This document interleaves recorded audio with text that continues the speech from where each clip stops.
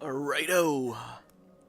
Good afternoon, or good evening, or good morning if somebody happens to be in a different time zone, I guess. I am so tired. I actually got a decent amount of sleep, but I think my allergies were acting up super hardcore because, like, I woke up with pretty, like, swollen, well, not swollen eyeballs, but, like, I guess the bags under your eyes, like the skin directly under your eyes that you'd refer to, like, baggy eyes if you don't get enough sleep. That area was like super swollen this morning, which was kind of weird. I'm pretty sure it's most likely just due to the fact that, like, the cat has been sleeping a lot on, like, the pillows and stuff, and I don't know, probably just like had my face where the cat's been, and since I'm allergic to the cat, that's probably what happened. Um, yeah, we are going to be playing Unfinished Swan, and I think I should be able to, beat it in one day. I would imagine. I don't think it's a very long game, but let's find out. I played the demo of this back when it first was releasing on PS3, so, that was like several years ago, and I assume it was only Monroe's one mother level. had always been much better at starting things than finishing them. When she died, she left behind over 300 canvases, not one of them finished, along with Monroe, who felt pretty unfinished himself. Okie dokie The then. orphanage allowed him to keep only one painting, and so he chose the unfinished swan that had always been his mother's favorite. Why would the orphanage let him keep only one But that painting night, of all of he them? woke up to find the swan had disappeared. It's a little. I mean, So maybe in he his took room, mother's right? silver But like, he'd get to paintbrush keep and them all followed the footprints later. into a little door he hadn't seen before. All right, let's start our whimsy little tale. That was a fast introduction. I was expecting some, like, music to set things up, like a slightly slower pace. That was like, bam, bam, bam, right into our children's book we go. Okay, so I am moving the analog stick, but yeah, look at that. You can't even, like, the cursor will always stay in the middle of your screen. So you can move forward and yeah, like, okay, without a point of reference, if you move forward, I'm moving left, I'm moving right, I'm moving forward, I'm moving backward right now. You can't tell. I'm wildly swinging the camera around. You can't tell. Where's our paint? Without that point of reference, it's like you're literally at a standstill, which is kind of a cool concept because you are still moving. Like, you do still move, clearly, but as soon as that point of reference is gone, it's like you may as well not be moving. Apparently, X is jump. They gave me no controls. Options. Yeah, okay. It's fine. So yeah, this whole game is, I guess, like a puzzle game in the sense... Well, it's not really a... I guess it's a puzzle game in the sense that you just have to figure out how to progress through the area. But you do so by just, splatting paint around. And this was pre-Splatoon. Oh, here we go. Yeah, so like here we can see there's a wall. How fast can I do this? It's been so long since I played this game. Oh, pretty quick. I can pretty much color the whole world. So yeah, we're like in a maze, I guess, then? Oh, and if everything becomes black, you get the exact opposite problem, don't you? Where, let's see. Let's cover up as much as we can here.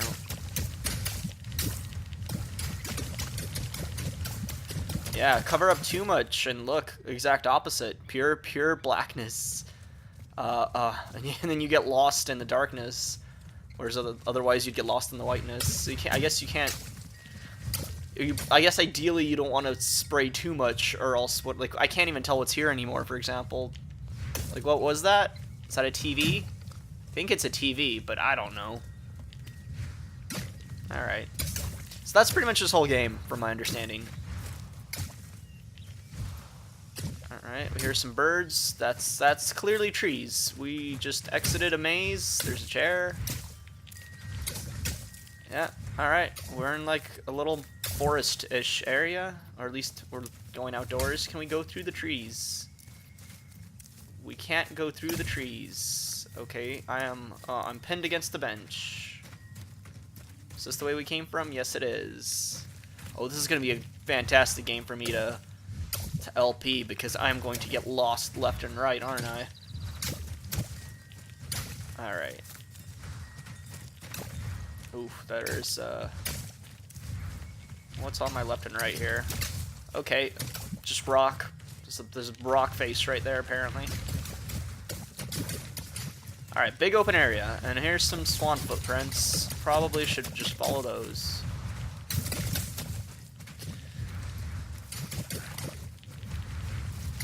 So yeah, the whole core concept of the game is oh, there's water. Okay. The whole core concept of the game here is they created, like, they probably created these, honestly, pretty looking environments, only to have them be completely invisible. It's kind of fun. How do I, oh, there's a fish. There's a frog. Yo. Okay. That's scenic. What the hell? Excuse me? What was that noise? What? Is there like a Resident Evil 4 style monster in this pond? What happens if I go in the water? Do I die? It doesn't let me. Invisible walls. Okay. I don't think you can die in this game. You're like a child. It's supposed to be like an all ages game. Yeah, I think you anytime you would fall off something or into something, you probably just have an invisible wall instead. Oh, here we go. Here we go.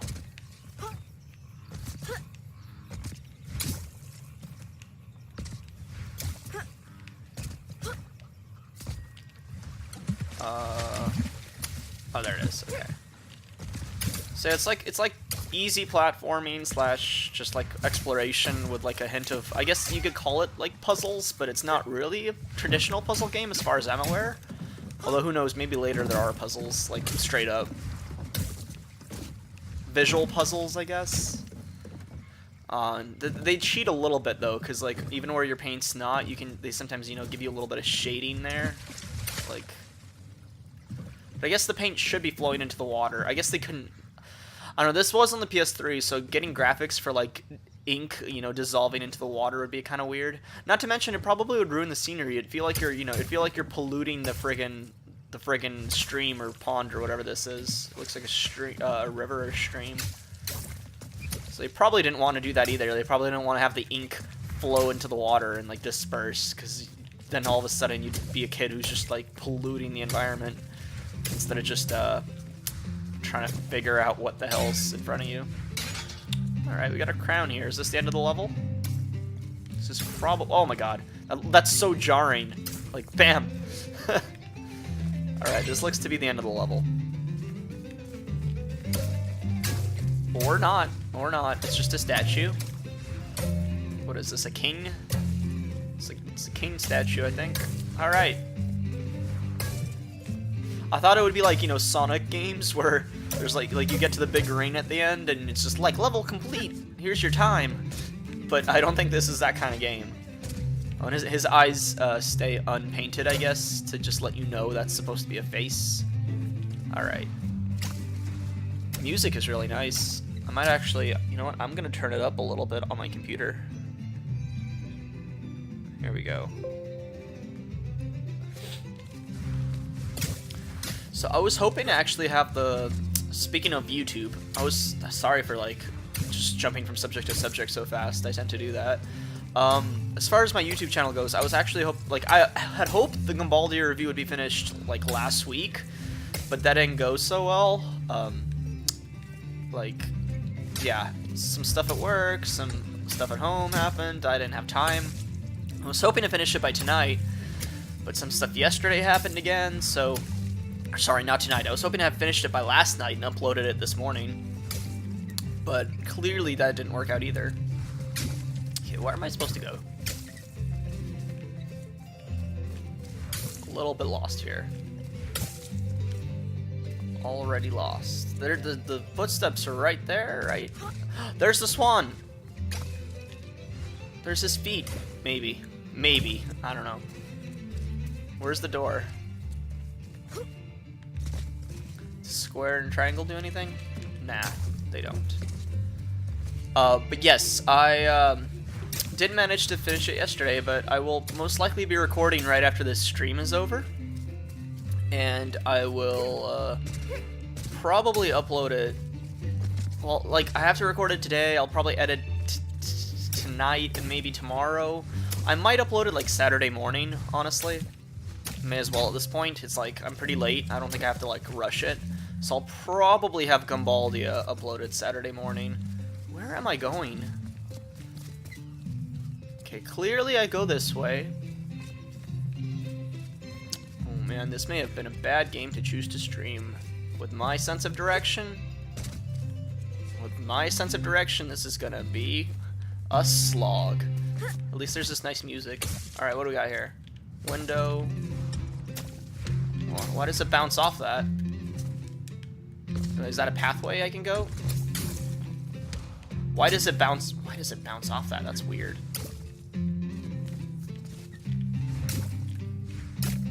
Okie doke.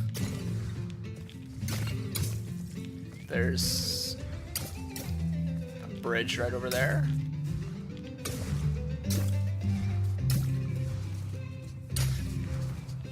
Alright.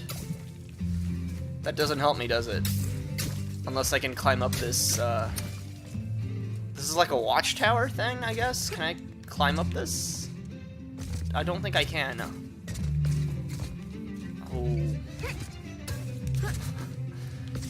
Oh. Shoot. Well, how do I get progress? I'm like clearly missing something. Oh, is this a pathway right here? That's what I was missing. Alright. Alright. Oh god. That is jarring when something is right in front of you and you don't know it. Okay, here we go. There's the... Oh, that's actually really cool. You get to, like, see the area you already walked over. Let's just paint a little bit here. Okay. Alright. So yeah, here we go. That's where we started back there, and then we crossed across the stream using the jumping stones and the little bridge. That's always fun in games like this, being able to like get to some high ground and see where you've been. Cool. It's a really nice, soothing game. It's just like, I'm sure if I get lost for too long, it'll get a little bit annoying for anybody who's yelling at me where to go. Alright, that's Swan feet over there. Is that... Or is that just a chicken instead? That's a chicken. That ain't no swan. They fooled me. They got me. Alright, and there was a balloon? Oh, it's gone. No, it's right there. Oh, see, I thought it was really high up, but it's actually in the distance. Also, something is obscuring it? Oh. Oh. Yeah, okay. Okay. This game plays with space really well, in my opinion. Like, that's really cool. What is this? What am I looking at here? What is that? Is that a hand? That's a hand holding... I don't know what I'm looking at. That looks like a hand, and that's a ring, like a ring finger. And they are holding... What is it? Like a maraca? I don't know. It's weird. And a little pig, okay. Where the hell is that balloon? Oh, is that a unicorn? That is indeed a unicorn. And we got like a spit roast. What is this area? Whoa. Oh, we got moving objects all of a sudden. Just throw some paintballs around. Does R2 also throws paintballs? R1 also. All the triggers throw paintballs. Alright. So, what's up there? Oh, it's like a balcony area. Interesting. Am I supposed to jump on this? I think I'm overthinking things. I don't think I have to think this hard this early into the game. Okay. Do we just simply pop the balloon, or do we actually have to, like... Hold on. I want this balloon.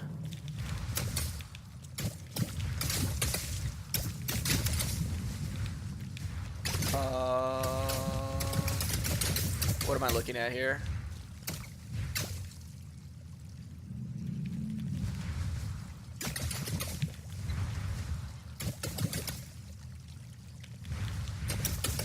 What's that? Whoa. Okay. There's another staircase right over there. Do I have to jump? There is no way I can make this jump. Oh yeah. No way.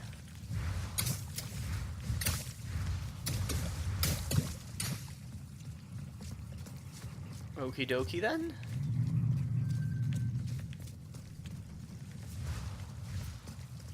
It's still unclear to me whether I have to actually physically touch the balloon, and if so... Let's see. It does not look like I can reach it. No, okay. Okay, that's where I came from.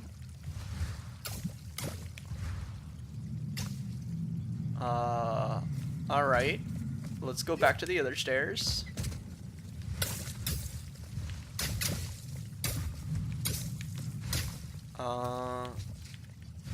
Okay, there we go. You can use balloons to buy things from the toys menu. I actually had a quick look at that before I started the stream, and it's like, you got like a hose, you got like a thing that clears all the paint you've applied. What else you got? There's like 5 items you can buy, then there's like concept art and stuff like that. And then there's some like mystery unlockables. After you beat the game once, you get like a balloon radar, I guess, to make getting all those unlockables easier. Alright, we got a T. Oh, story The king page. was young, arrogant, and amazingly talented. He was convinced no color existed that was good enough for his garden, so he left it white. Okay. While he pondered how to create some new colors, his kingdom began attracting settlers, and soon he found himself with bigger problems. No color existed that was good enough for his garden. Okay. Well, I'm painting it black now. Isn't there like some song about wanting to paint it black? Like, I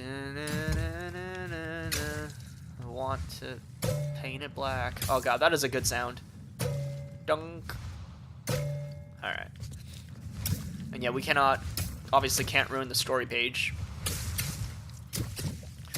So like, we have like a storybook tale about us the orphan. The stereotypical orphan who lost his rich parent, I guess. It's pretty common trope. But we also have a storybook within the storybook of this king who set up this whole world.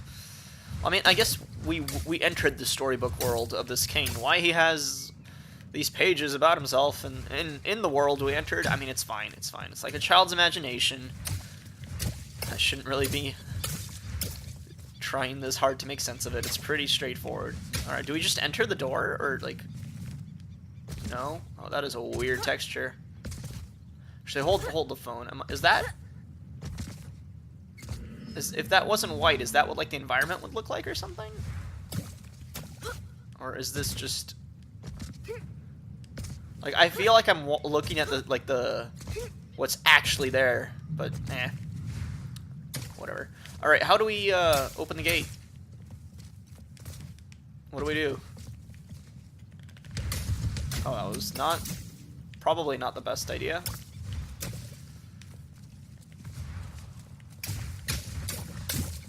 I mean, it's all been leading up to this. Here's the footsteps. Oh, what's up here? Do I, oh. Ah. I'm still, like, wondering what this is all about. Like, should I jump on it? I would have to... Here we go. Here we go. It's a crane, of course. Yeah.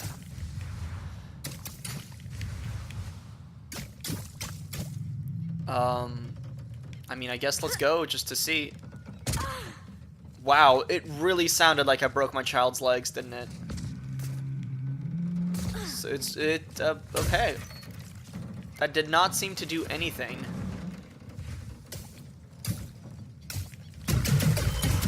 Oh, hold on. Oh my god. Is this gonna, like... Can we get the momentum going on this thing? And, like, use it as a wrecking ball or something? Or is this literally just for fun? I don't know. I feel like they wouldn't put this in here just for fun, but at the same time, that might be exactly what they did. Those are some good creak noises, too. It really makes me think this thing is, like, breakable.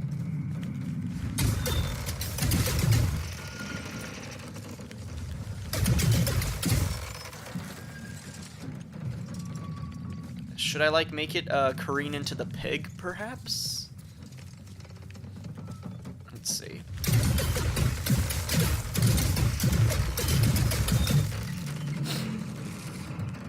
Alright, I gotta use physics properly here.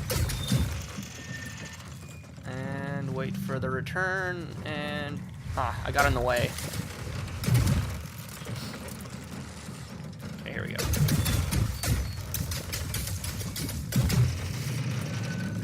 Is it hitting us? It literally looked like it just whacked us in the face. Our child should be dead right now. Okay. You know what? I've had enough.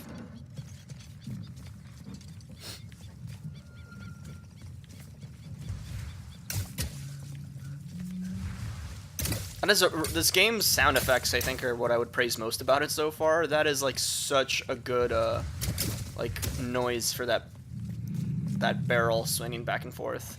Crate, excuse me, crate. Alright. So I guess if I'm in trouble, look for those footprints to help me out. Alright, what we got? What we got over here? Old bench.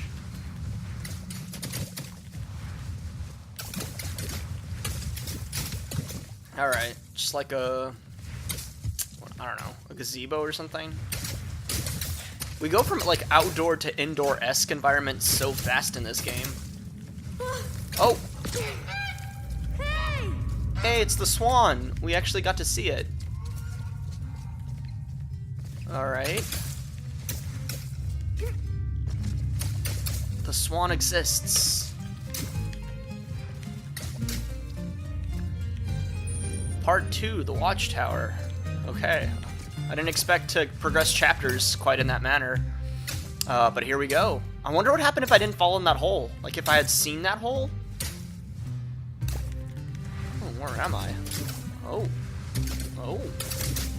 Okay.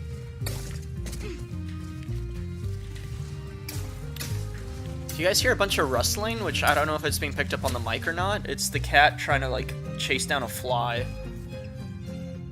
I'm not even sure if the fly exists anymore, but she's being really funny.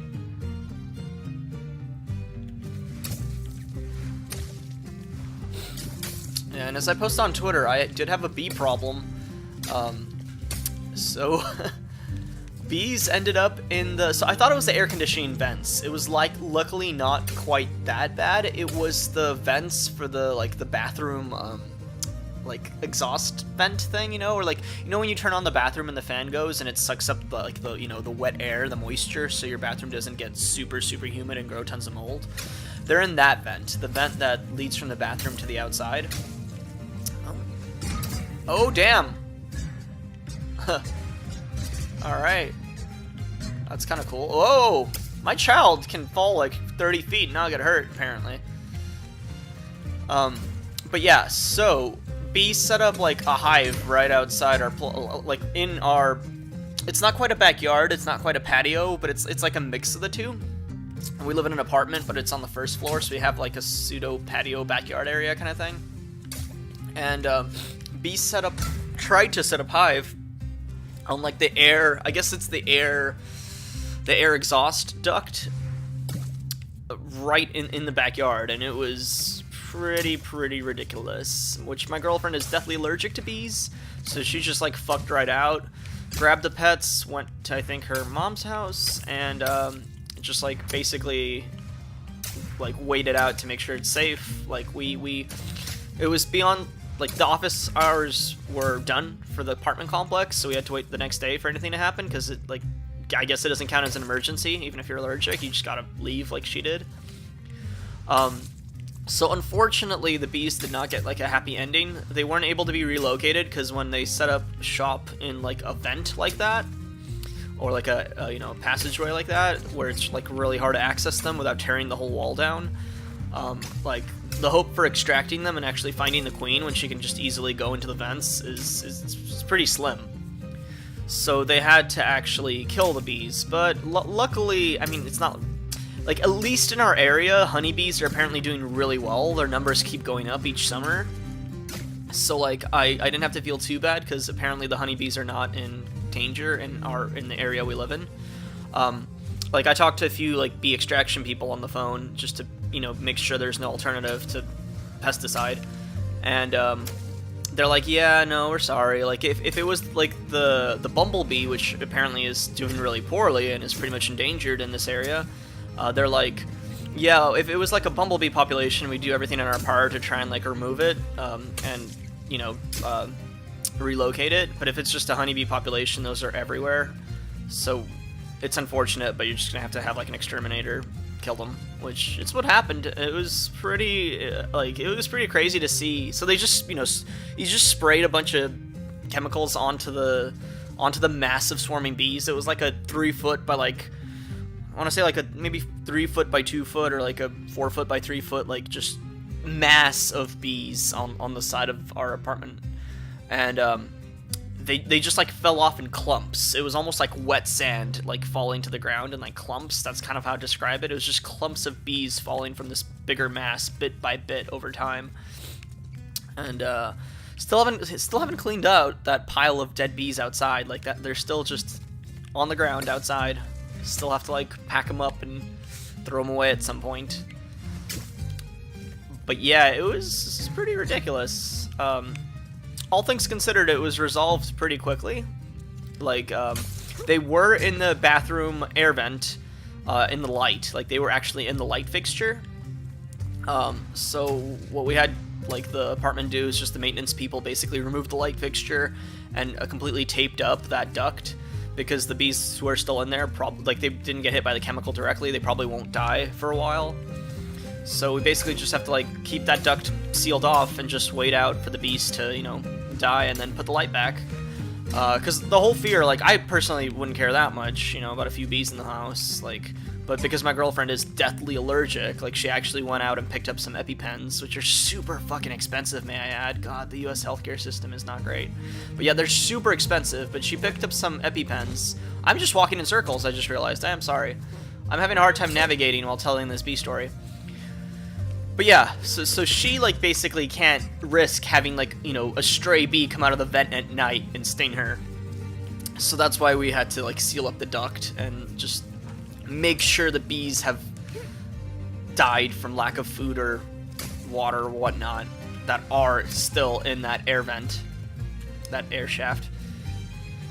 But yeah, it was an interesting time. It wasn't as bad as it could have been, but like, we got really unlucky that they chose our air vent out of all the backyards and all the air vents in this complex. So, you know, there's like at least 100 units. And out of all those units, they chose us. How special we must be. Okay, where the hell am I going? Let's figure this out.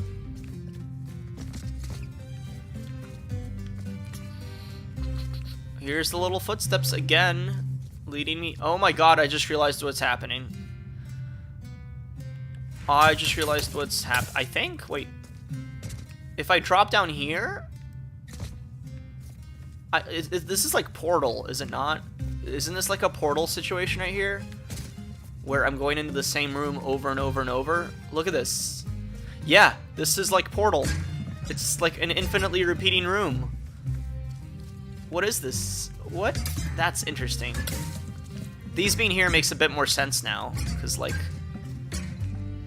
And will it fall? Yeah, look at that. That's literally Portal right here. Interesting. Okay. So, in that case, what should I do? Ah, crap. I never did play Portal. Alright, let's go here then. There we go. That wasn't very hard at all. I just had to stop trying to talk about the bees in my home and actually think for a second. Yeah, that's where they cheat a little bit. Like, they clearly, like, these stairs and that walkway are illuminated without any paintballs. So sometimes they do give you little things like that. I'm not sure why. Story The king's new page. subjects were tired of white. They were tired of tripping, of banging their shins, of misplacing their homes. Yeah, I bet. So they started painting everything, ruining the king's spotless design. In response, the king outlawed all non-magical brushes and pledged to spend the next month painting shadows for his kingdom. Ah. Well then. That explains it entirely. Literally like, hey, sorry you gotta live in my shithole of a kingdom because of my design choices and my, like, hatred of all colors for being inferior to my ideals. Have some shadows so you can find your home, maybe, but probably still bang your shins on this crap. Interesting, okay. It's a fun little story. What, is this an aquarium? Balloon! Oh, damn. Is this an aquarium? There's no fish. How bizarre. Alright. Oh! Wow. Is this the stream I crossed earlier? And was this the thing that made a fuck ton of noise that I probably looked away from right as it happened? Wow, that's really cool. I did not expect, like, Loch Ness style monsters in this game. Interesting. And there's a bench in there. That's actually really cool. Like, if this is indeed the river or the stream nearby, how cool of an idea is it to just, like, hey, let's make it so we can have, like, an aquarium style viewing window for it. The first castle. Right, it's a castle, so this would be the moat, wouldn't it? Alright, well, let's do this. Can I actually fall in? Yeah, I can. Will I get eaten, I wonder? We'll try that out after I get the balloon.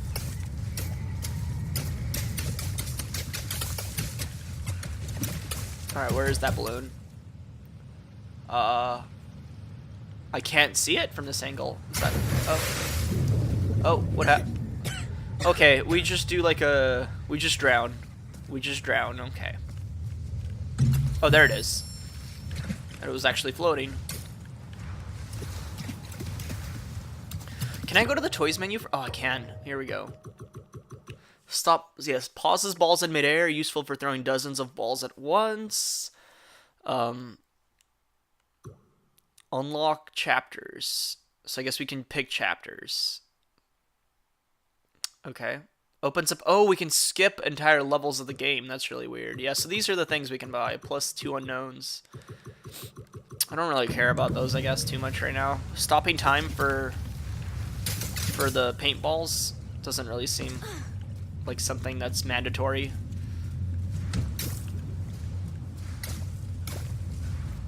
Like, overpainting is a big problem in this game, it seems. I would probably rather not get something that allows me to even more so overpaint.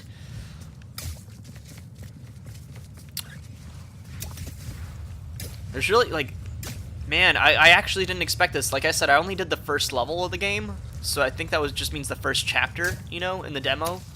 I definitely never got to this part in the demo. I mean, my memory of the demo is already super hazy, but I definitely don't think I got to this part, because that's so weird. Like, they give you pure white, you know, introduce this, there's another balloon, they introduce this gimmick to you. That's pretty fun, and then they just completely, like, walk it back, and, like, here's all these shadows, so you don't really need the gimmick that much. It's kind of weird.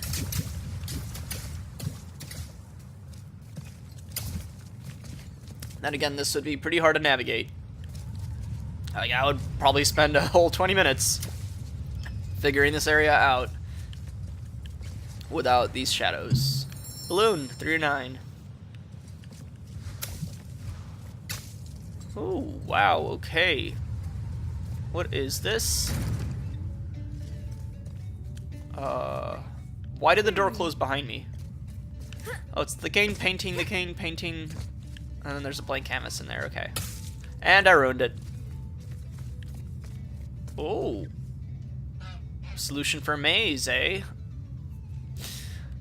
So, let's see. If we start here, that would be right, left... Ah, you know what, screw it. I'm not gonna paint over that one. I'll paint over this. Oh. I thought that would actually color it, like... Yeah, okay. Weird hippo. Pictures of the town. Ah! I wonder if Splatoon was actually inspired by this at all. Because, like, it's pretty similar in concept, no? Like, I wonder if they saw this game and were like, what if we make a first-person shooter out of that, you know? Like, oh god. What's happening? Climbing the ladder, alright. Oh, a little tiny balloon. I didn't know you could have little tiny balloons like that. That's good to know. Alright. Well, I just completely ruined this. Whoever comes home to this is going to be really pissed off. Just like my life's work. And my house. Oh no. Who could have done such a thing? Oh, I should have taken a look at that maze. The Swan! It's unfinished because it's missing its neck. I guess that's... I never noticed before for some reason that's the part of it that's unfinished. It just has this little neck thing undone. Alright, I mean... Should I take a, like a... Should I take a mental Snapchat of this before I get lost? Like...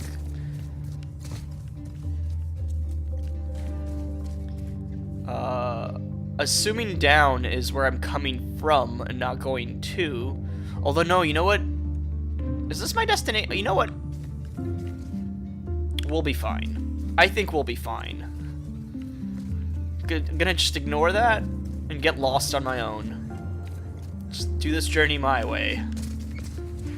By getting lost and just randomly flailing about. Let's do it.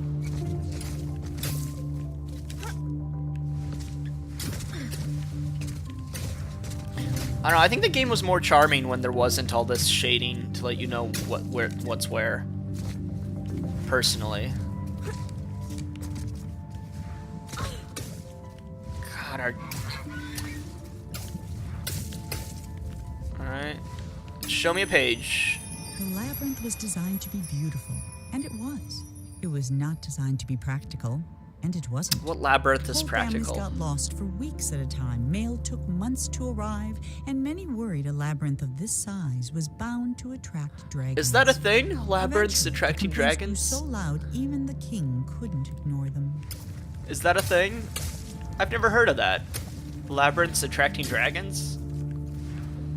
There's like a magic paintbrush, I guess.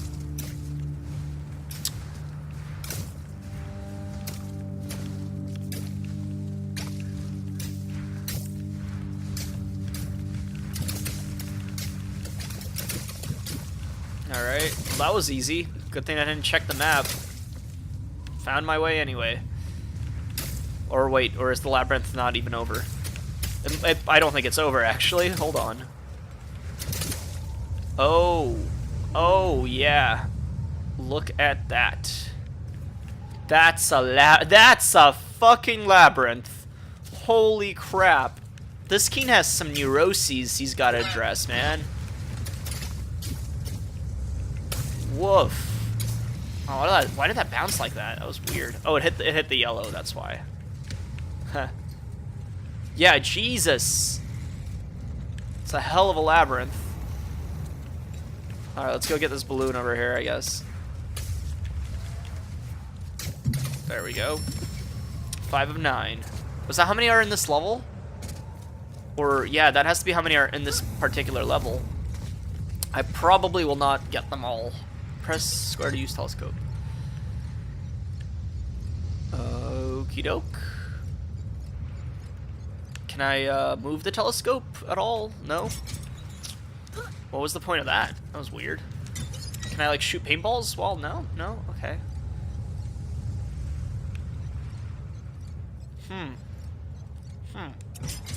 Ooh. Okie doke. I don't know why that's there. Feels important. For the first time in weeks, Monroe felt good. He felt even better when the wind pushed him close enough to reach the Swan. I mean, he was feeling so good, in fact, that he forgot all about his fear of heights. Okay. But when the Swan wriggled free and Monroe fell over the side, he remembered almost immediately. How is this? That might have been the end of Monroe if this were a shorter story, but it isn't, which is why Monroe's troubles were just beginning. Okay, so he just landed in the water and was okay from a fall off a hot air balloon. It's a children's story, sure, but like Jesus. Also, in what story would the child just die by falling off an air balloon like that? Oh, okay. So I got. It was for the whole. Got it. It was for each part of the chapter. Those balloons combined is the 9 total. So I actually missed 2 in the very, very first section somehow, which is interesting. I didn't see the ones I missed at all. All right. Let's go to chapter 2 then.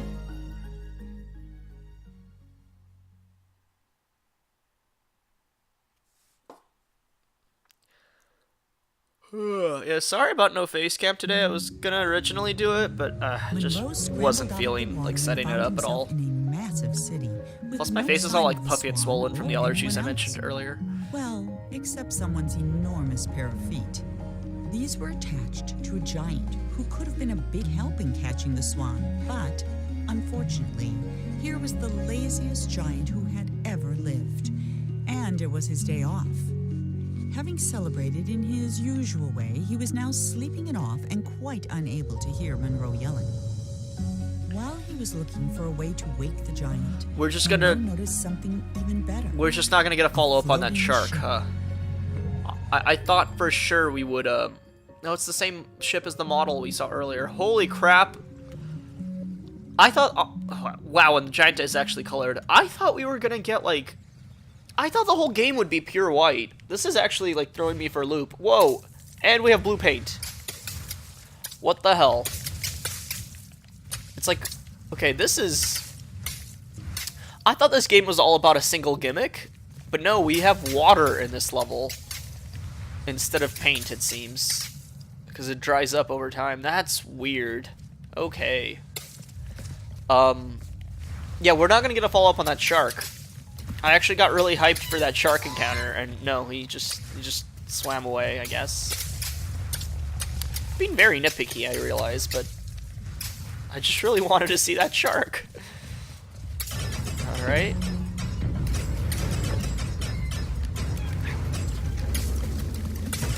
There we go. There we go. Alright. Alright. Look at all our balls sink into the...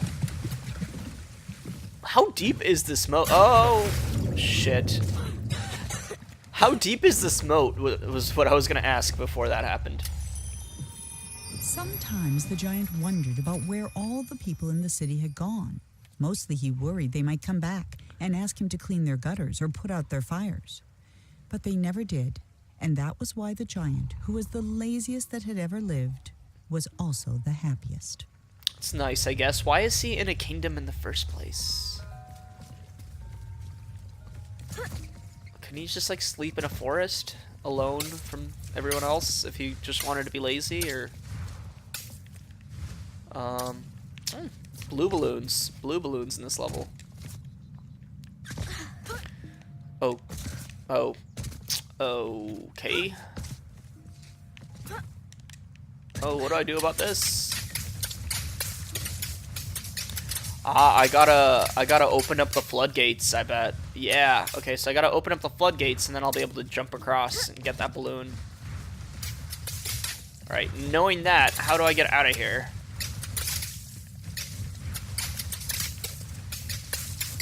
What is my escape option now that I'm in this moat? Oh, here we go.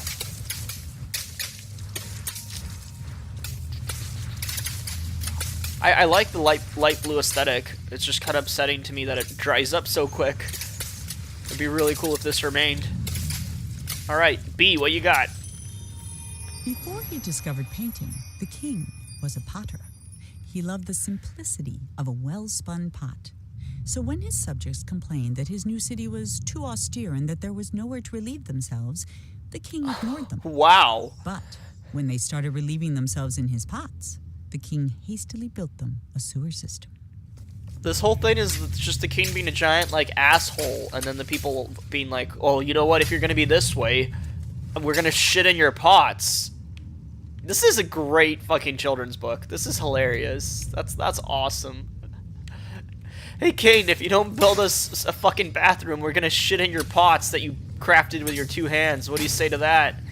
Oh, okay, guys, hold on.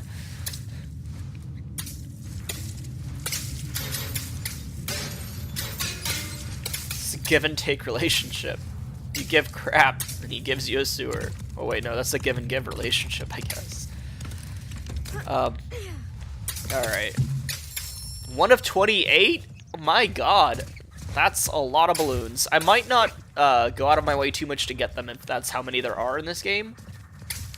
Because I might not be able to finish it in one stream session. And ideally I was going to just, you know, play this game in one go. So we might ignore a few balloons here and there. Excuse me.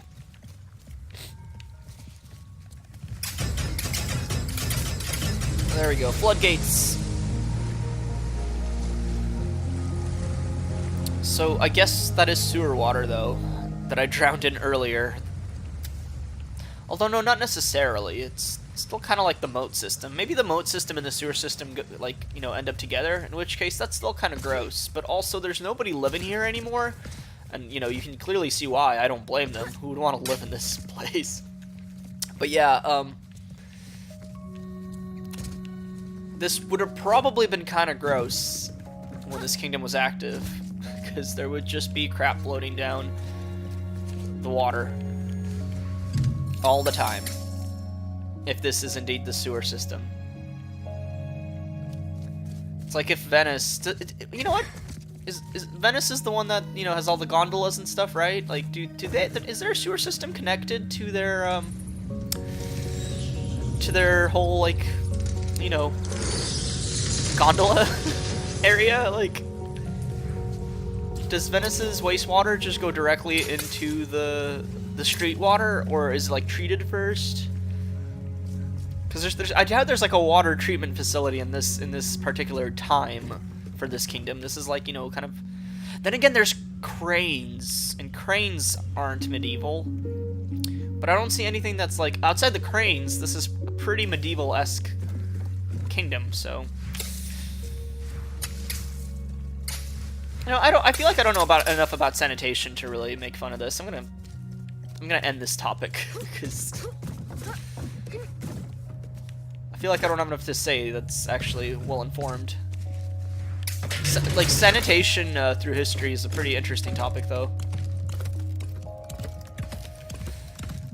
Like, there's been so many interesting, like, there's been a lot of interesting systems built basically in large, like, ancient cities, in regards to making sure people weren't, you know, covered in their own crap.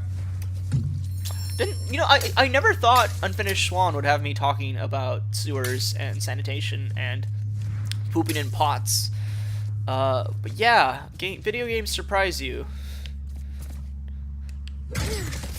Shit. Just broke my child's legs again. Alright, well. Alright, am I still on the ladder? Alright.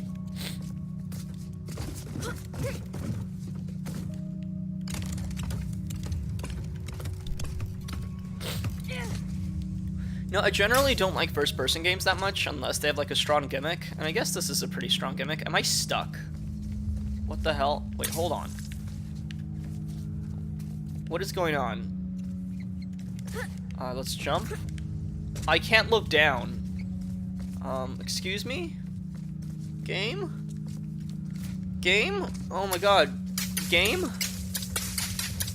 Okay. I don't know what happened.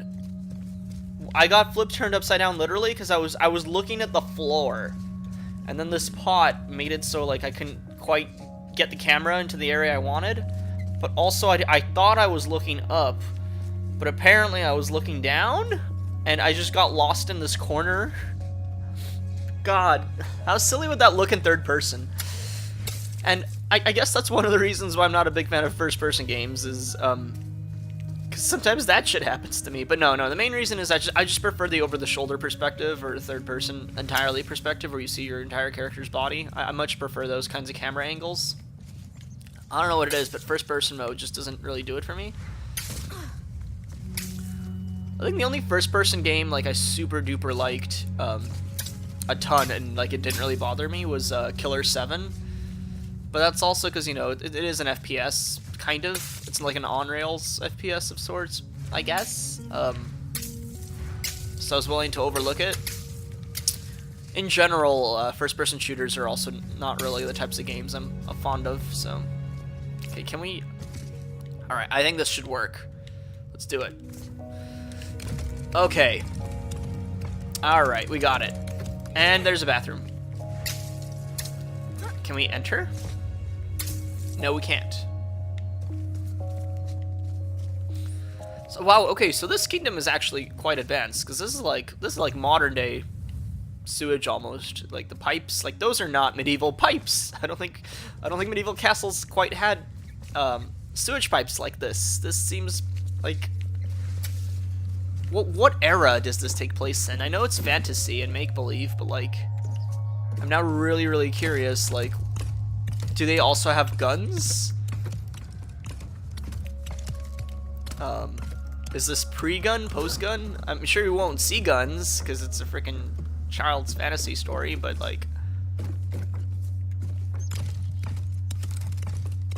I mean, we see hot air balloons, so like, I should probably have expected things of this nature. Oh, that's cool. Alright, that's pretty cool. Can we keep turning? No. Can we get those balloons from here? No, we can't. Alright.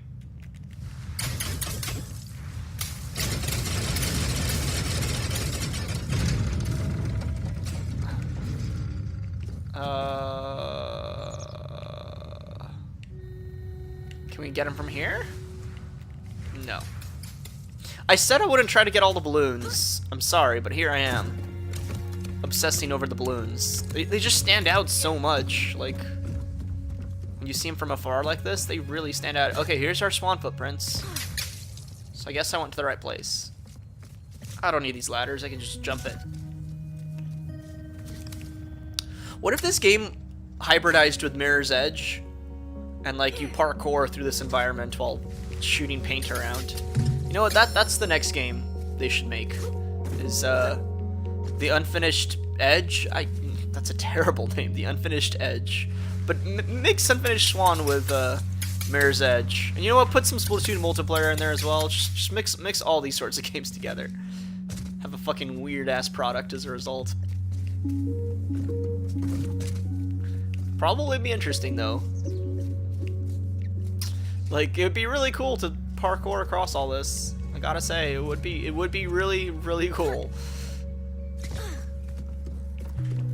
I mean, like, the graphical, the lighting and the soft shades of white and stuff already reminds me actually a lot of Mirror's Edge, which is a game I actually, whoa, almost killed myself. It's a game I actually don't care for that much. I think I got about halfway through it and I just quit. It was free on It was free on PSN once. I think there was like, it wasn't PS Plus, but like on PS, when the PS3 was still out and PS4 wasn't, they just gave out like Mirror's Edge for free for like a special event or something. And it was okay, but it wasn't really my type of game. I think the mix of first person, which like I said, I'm usually not a fan of, plus, the mix of first person plus, the controls didn't quite do it for me. I'm still too far away.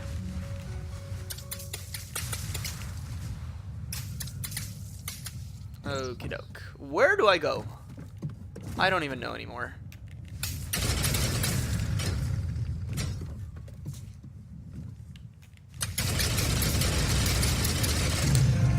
trying to get to that airship over there. Okay, this is where I first boarded this area, is it not?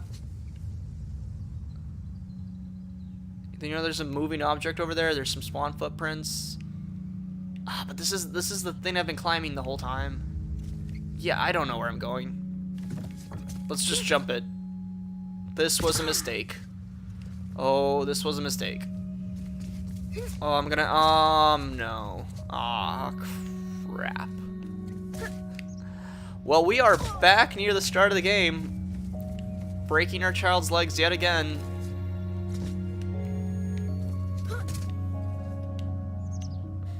Ah!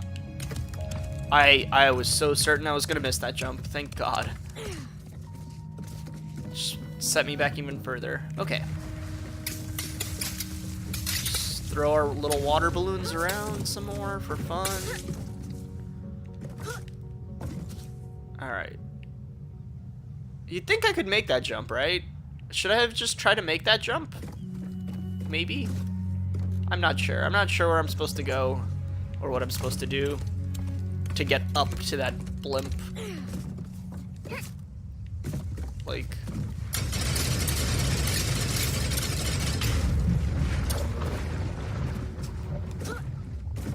yeah, no, I am not making that jump.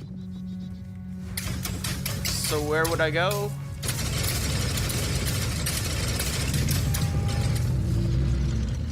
Can't get up here because of those crates. So the thought is, am I really supposed to make this jump back here? No. I guess I come back here. Oh, whoa, okay. Got scared for a moment there. I guess I come back here and...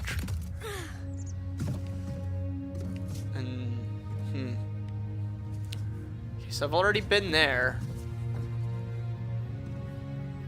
I have no idea where I'm supposed to go.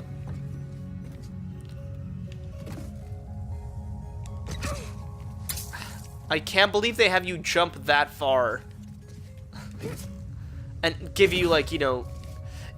Like, you can't die, so why do they give you sound effects as if you're breaking your main character's legs? Like, why do that? Okay, here's some footprints right here. What does this mean? Does this mean anything? What am I missing?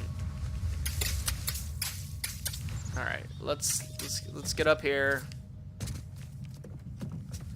Let's rotate this, I guess. Let's see if we can figure out how to progress. Can I not reach it? Oh, come on. Really? Ah, shit. Well, there's no going back now. Oh my god. Come on.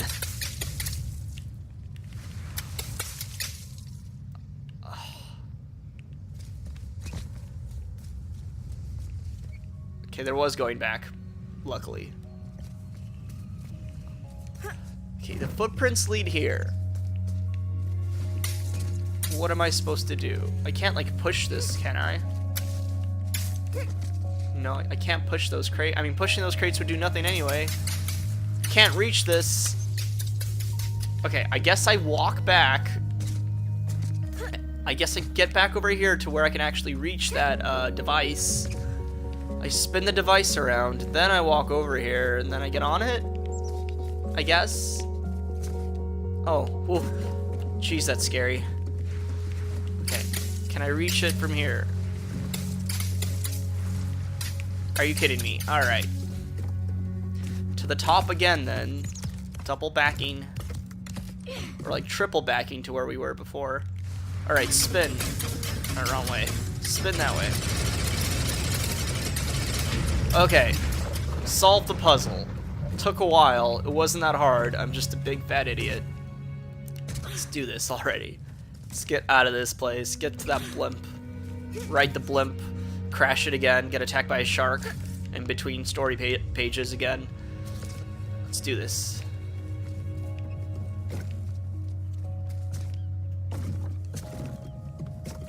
And then let's make sure I don't actually fall down this way, because that'd be terrible. Alright. There we are. Okay, finally. Jeez. Is there a reason why I shouldn't just jump here? Like, I don't see why. Alright, here we go. 7 of 28, that's so many. But then again, there's multiple parts to the chapter, so it's probably... Oh, another telescope. Oh, it just tells you where to go, basically. It just tells me, hey, get going that way. Will do.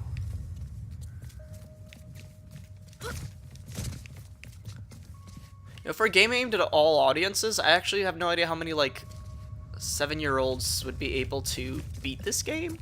Maybe I'm underestimating the casual 7-year-old's ability to just explore, but, like, I feel like if I was 7, I probably would give up on this game at some point.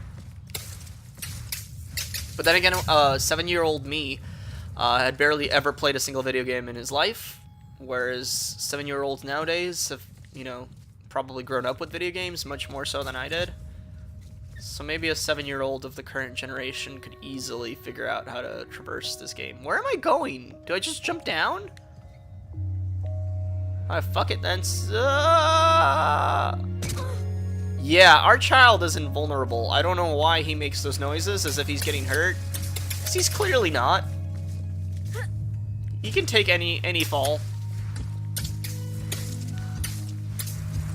Interesting how we bounce off those thorny things. You think that that's the last thing, like a water paintball bullet thing would bounce off of, but yeah, there we are. Alright, open you up. What do we got?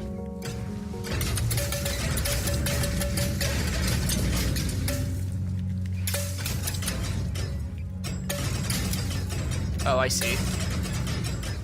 Gotta time this one. What do we got here? Can we actually get in? Oh! Oh! Okay, that's a jump scare. That's a freaking jump scare. Is that supposed to be a bat? Like an evil-looking bat?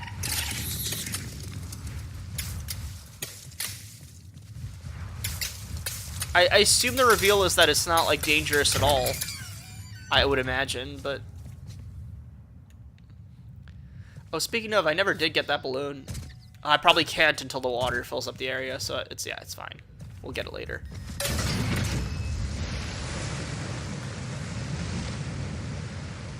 Okay, are we gonna, like, revitalize the withered plants? Yeah. Yeah, we are. I'm always a fan of that. Plant growth is pretty cool. Although it stopped just now, so what else do we gotta do here? Do we have to, like, hit it with water balloons? Oh, we do! Oh, that's neat. Let's do it from here.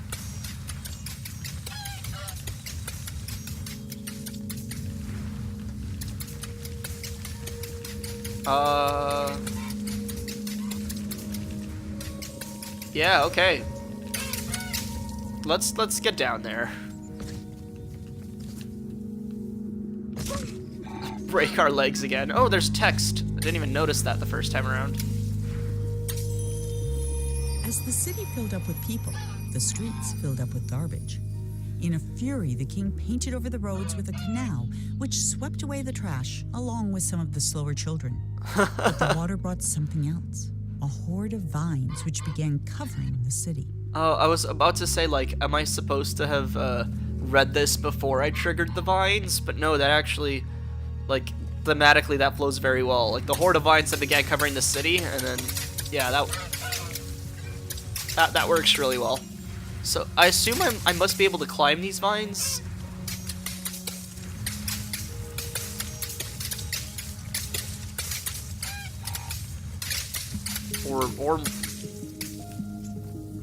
Or maybe not. Let's see.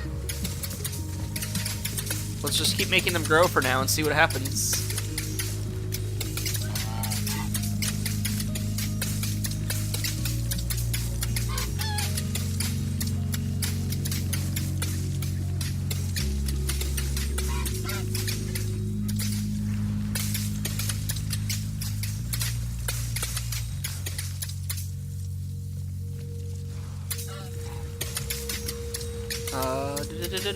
This is taking a while.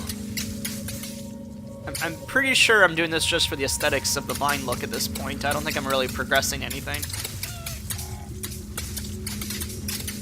But hey, man, when I still like would love to live in a house covered in vines. I know it's really bad if they like get into any cracks or like they can bring your house down, basically, or like they can bring down walls if they grow in a if you're not like growing them in the correct way on the correct on the correct surface. But like I still think vines are super cool, and I would absolutely love to live in a house covered in vines. Like, usually what you want to do is you want to have just, like, a bare flat wall covered in vines. You usually don't want vines on, like, intricate architecture. But that's when it looks the coolest, is when it's on, like, intricate, like, house designs, rather than just, like, a flat wall. Alright. Should I just stop at this point?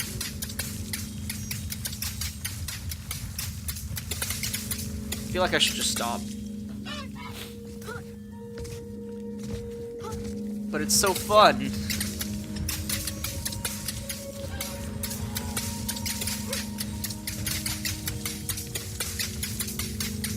Can we just like make it go all the way around? Oh yeah, wow. How far do these go? Do you think once they reach the water here, they would just like sprout, you know? Like, I don't know. Like, just keep going. Like, they have their water source now. Just keep sprouting. But no, they kind of just, they stop for some reason. Is that it? Alright, we can probably stop. We can probably stop. How am I actually supposed to get up?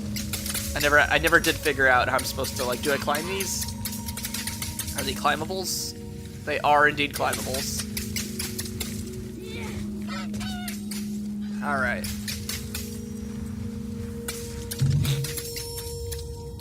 Luxonite, you didn't really miss much. We are your standard orphan who had, like, a wealthy parent, I guess, that died. Parent used to paint. Went to an orphanage. We got to keep one painting of a swan. The swan disappeared. We went into a fantasy world, and we're learning about the history of this fantasy kingdom, I guess. It sounds like more impressive than it actually is. It's a very simple story. But it's fun. It's been fun. Apparently the king didn't want to install any sort of sanitation system, so the people of his kingdom like shat into the pots he made, because he liked ceramics and he made pots. So the people of his kingdom shat into his pots, and the king was like, whoa, man. Alright, I guess I'll build you guys a sewer system. Please stop shitting into my art. I'm not joking. That's actually a page of this backstory to this place is like the citizens protested by shitting into the king's pots. That's probably the most interesting thing you missed. Anyway, we're supposed to make this vine grow and climb up, so let's just do that already. I've been killing a lot of time because I've been enjoying seeing these vines grow. And God, my nose is so stuffy today.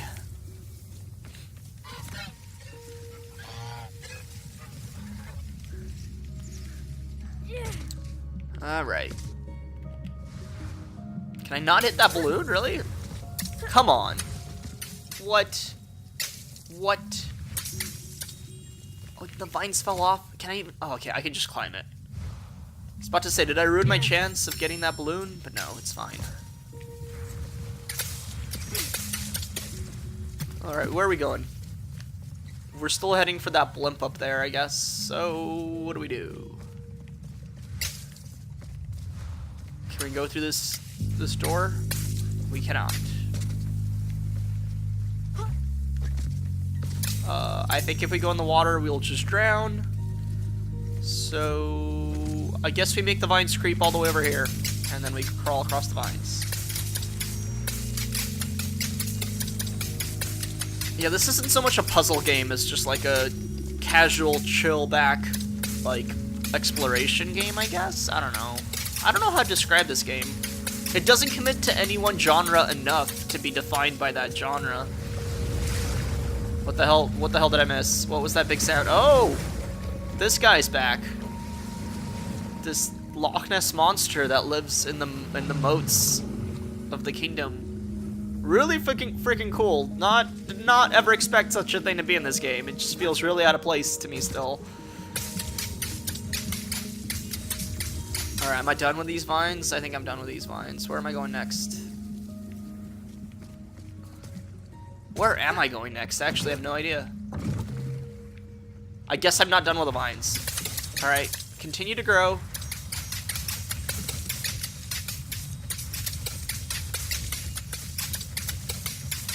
Continue to grow.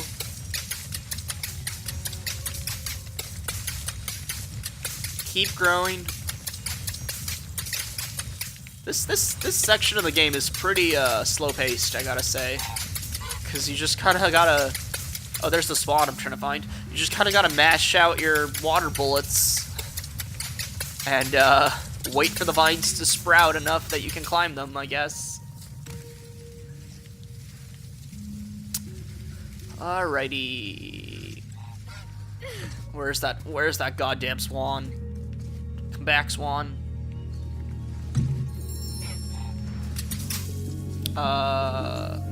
Right. Just keep going with more vines. It's really repetitive.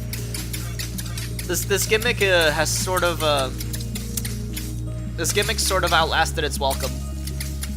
And I fucking love making plants grow in video games, and this is still kind of it's a little too repetitive.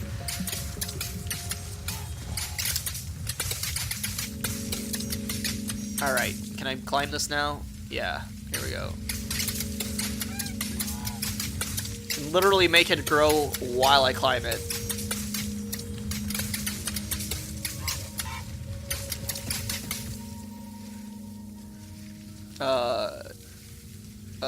How do I cross? Wait. What? Was I not supposed to? Oh! I think I'm supposed to go up here. Yeah, here we go. Wait, isn't this where I came from? Hold the phone. Oh. No, this is a brand new area. Okay. Alright. Alright. That was awkward, because I was following the vines a different way than where I was supposed to actually be going. Anyway. Let's make a bridge, then. Just form a bridge. This is the closest we've gotten to this unfinished Swan so far. Yeah, up to now, I liked how the vines were creeping, but they would never go all the way across the surface like this. That's not how vines grow. Do I still need the vines?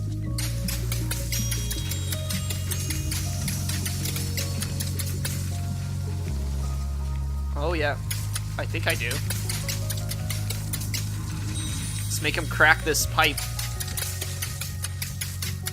Wait, what? Why'd they go away? That was weird. Was there any point in doing that, or was that just for fun? Also, that was really weird. They busted the pipe open, and then the vines inside the pipe just disappeared. That was really odd.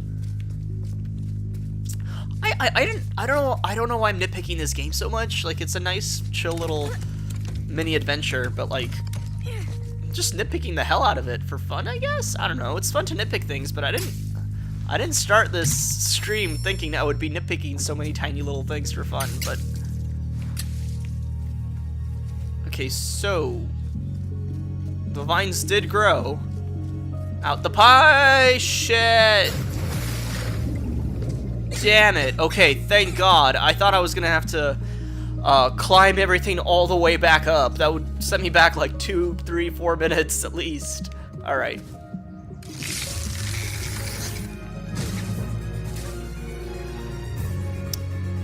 The palace. Alrighty.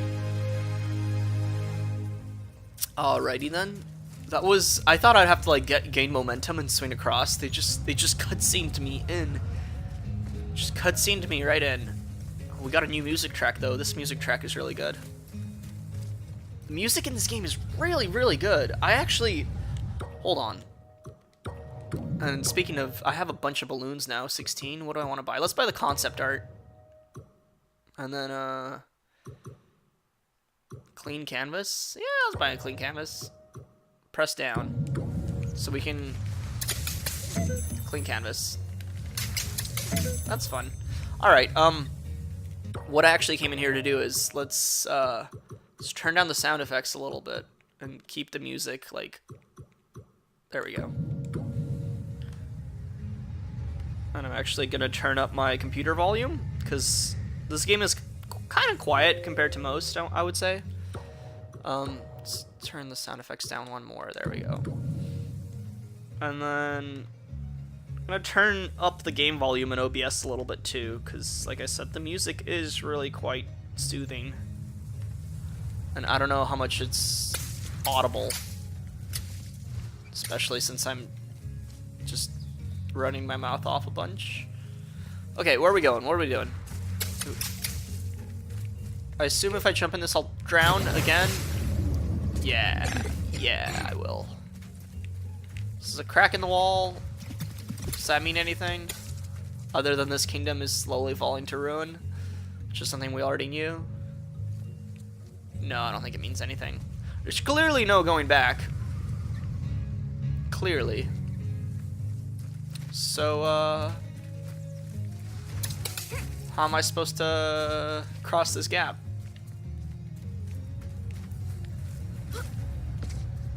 Oh, there's a strong breeze, too. Can I, like, make the tree grow or something? No.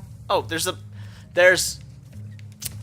there are climbing boards built into the side of the tree, of course. Of course. Oh, it's wigging out a little bit. How do I actually get up here? There we are. Give me that balloon. How am I missing it? All right, there we go. Thank you for the balloon. There's almost too many balloons, I gotta say. They're a little distracting. From like they kind of, at least for me, collectible items, they really like stick out. I'm like, oh, I gotta go grab that, right? And I forget about the whole game and what my objective is otherwise. What is that? Is that a... What is that supposed to be? It's a weird texture. It's a weird blemish in an otherwise very, like, you know, monotonous, standardized kingdom. There's just this, like, one blemish here. That's very odd.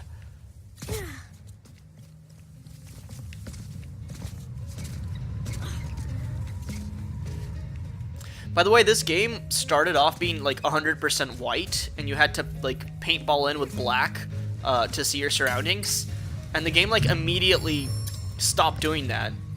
And I'm kind of disappointed, because I liked it more when I had to fill everything in. I thought that was going to be the gimmick the entire time. And I think I would have had more fun with it, honestly. But this is still kind of enjoyable, I guess. It's just a lot more, I don't know. Or it's a lot less unique, rather, is what I'm trying to say. It's a lot more, like, standard of an experience without the pure whiteness.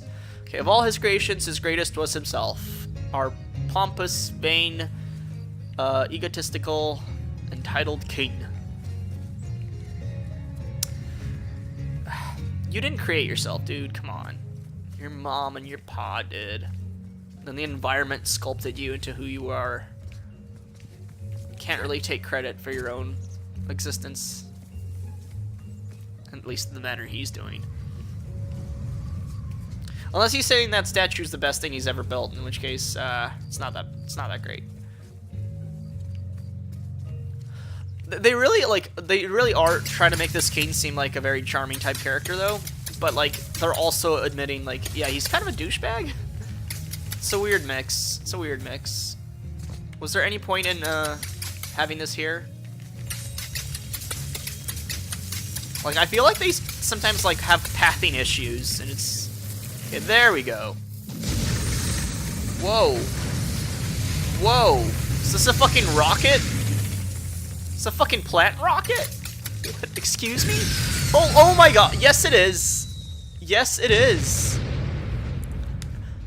Wow, did not expect that. Just, I don't know what I expected, but, I mean, not that. I said, is this a plant rocket? And yet I still did not expect it to blast off like that. Was I supposed to have jumped on it? Because that would have been a really fun ride. I should have jumped on it. Alright, what do we got? Unlike his nicely trimmed hedge maze, the vines refused to stay where the king wanted them. He ordered his subjects to pull up every vine they saw. But the people were getting tired of the king's endless decrees, so they secretly began watering the vines whenever the king wasn't looking. I'm very much liking this antagonistic relationship between the king and the people, but I can't believe they have not overthrown him yet. Like, unless the king is an artist, I guess, right? But like, unless his art sustains the kingdom in some way that like they can't just get rid of him, I'm amazed that people have been putting up with the king's bullshit for as long as they have. And we're still kind of at the start of the game, sorta. A little bit. Alright, what do we got? Got more vines.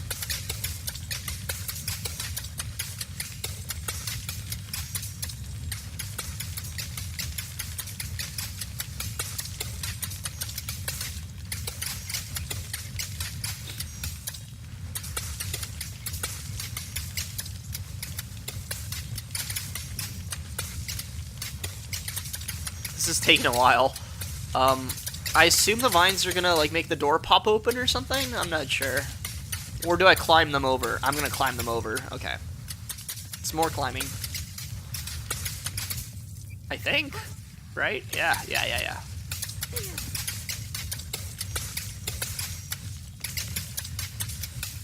Oh, this is the ceiling already, so I probably don't need to do this.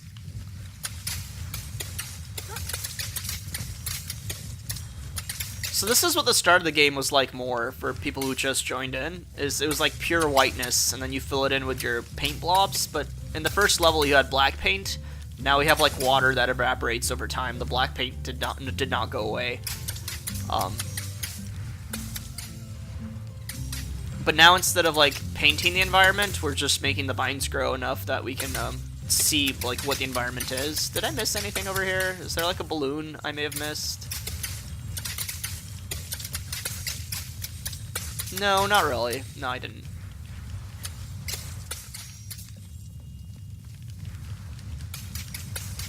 But wow, those vines can just keep going and going and going, huh?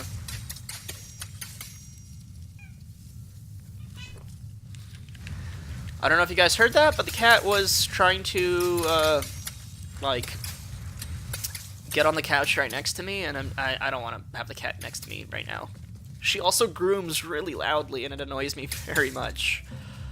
She used to groom herself, like, quietly, but then ever since we, had our dog living with us as well, I think she learned from the dog to just, like, be really, really loud and obnoxious when she grooms herself. So she just makes these, like, horrible licking and, like, chewing noises now when she grooms her own fur, and it's the worst. I hate it. It's, like, the worst sound I've ever heard. Alright, how many vines do I have to get to grow here? Are we done with this yet? Oh! Wow, this is the first color painting in the game.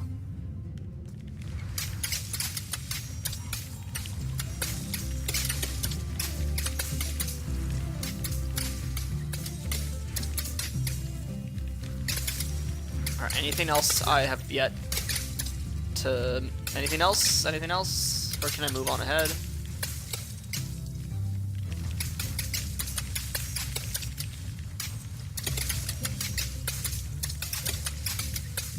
See, like, what's up with this one not activating? Oh, there we go.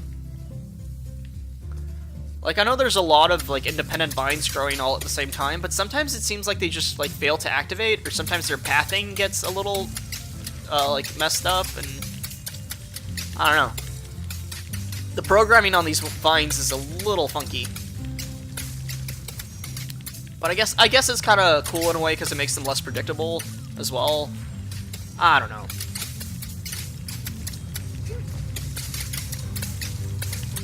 Just make them grow everywhere I can at this point. Just cover the whole room. Okay. So... Wait, what was I doing again? I was trying to get to the blimp, right? So where do I go next? There's a door right there. Wait, isn't this where I came from?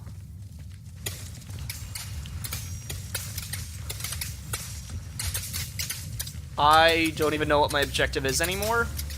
So in that case, let's just keep making the vines grow, because I am kind of lost as to where to go. I feel like I should climb up there. But it's not as easy as you would think.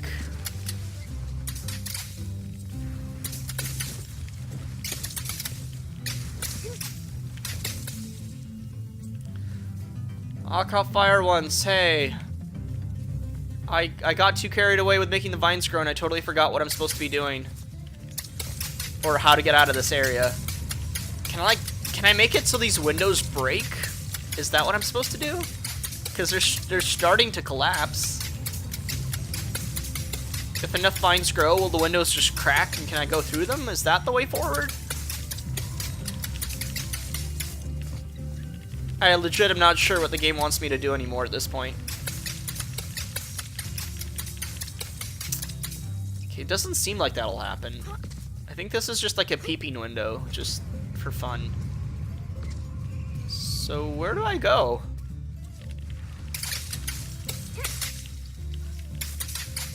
Here's the ceiling again. Okay. I guess let's get up here. Ah, crap. Couldn't grab that one for some reason.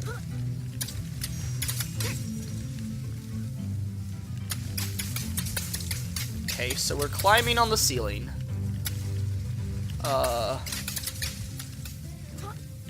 We can't actually hold on to the ceiling though. That's a shame. Where the hell am I supposed to go right now?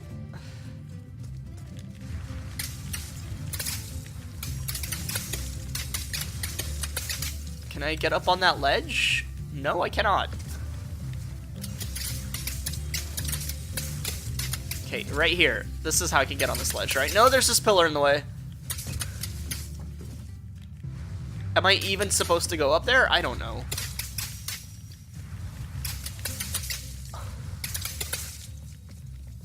How the hell did I just get stuck in this room without understanding how I'm supposed to get out?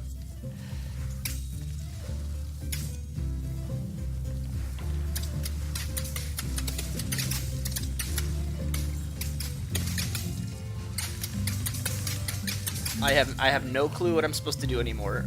Wait, can I just walk through here? No, okay. Wait, oh my god, that was it's the fireplace. Right, it's the fireplace. This is the fireplace. I can escape out the chimney. Ah, that's the answer. Finally found it.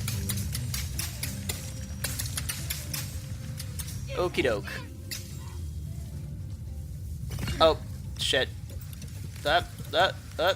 What? Hold on. What's going on? Am I like... Okay. You cling to the vines, like, if you're, around them. So, there's some weird, like, controls / physics interactions happening at times. Because I was, like, clinging to the vine and trying to get off, and it was, like, very awkward. Like, you can't walk away from the vine. You have to, like, jump away. Like, this game wouldn't work in third person, but man, it would be a lot easier to, like, control in third person. You know what, actually, this game might work in third person for sections like these. The parts of the game where it's, like, pure white, of course, would not work in third person, because then you'd see your character, and it'd ruin, like, the illusion of pure whiteness. But, anyway, let's keep going. What do we got here?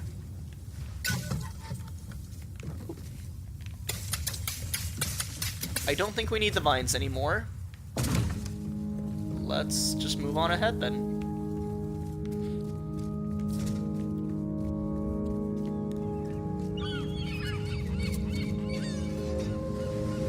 Oh, the ocean. The seawall. Alright.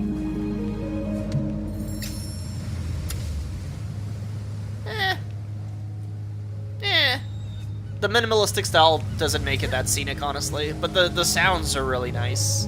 Some primo quality ocean sound. Alright.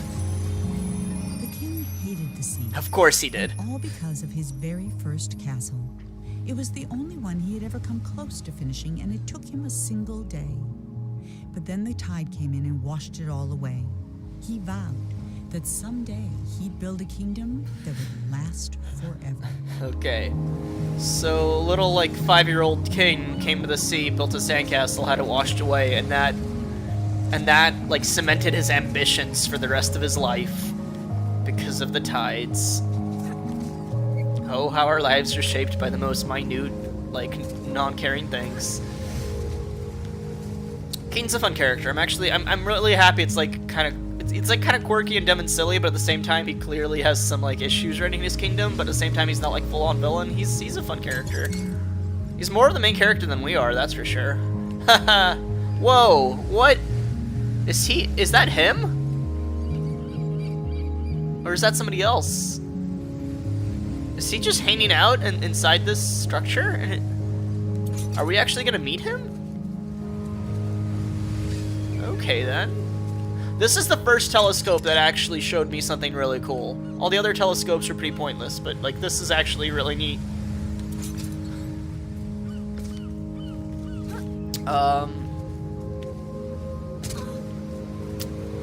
Where am I supposed to go now? Let's see. Follow the Swan.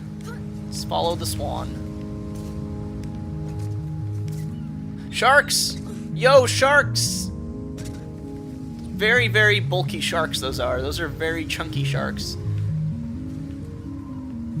The game does not have actual like enemies though. Like I doubt the like river monster or these sharks will actually be dangerous. And if you jump into the water, you just drown instantly. So like you just drown before the sharks get you. Then I guess you get like Mario Karted up back to the where you died from by that Koopa or whatever. That's how I imagine it happening, at least, because we just show back up here and start coughing. I'm imagining that like Koopa, or not Koopa, what's it called? What are the turtles in Mario Kart called? Anyway, with the winged turtle, just getting its fishing rod and just hooking you out of the water, dropping you back here as you cough. That's my mental image of what happens when you die from falling into the water in this game.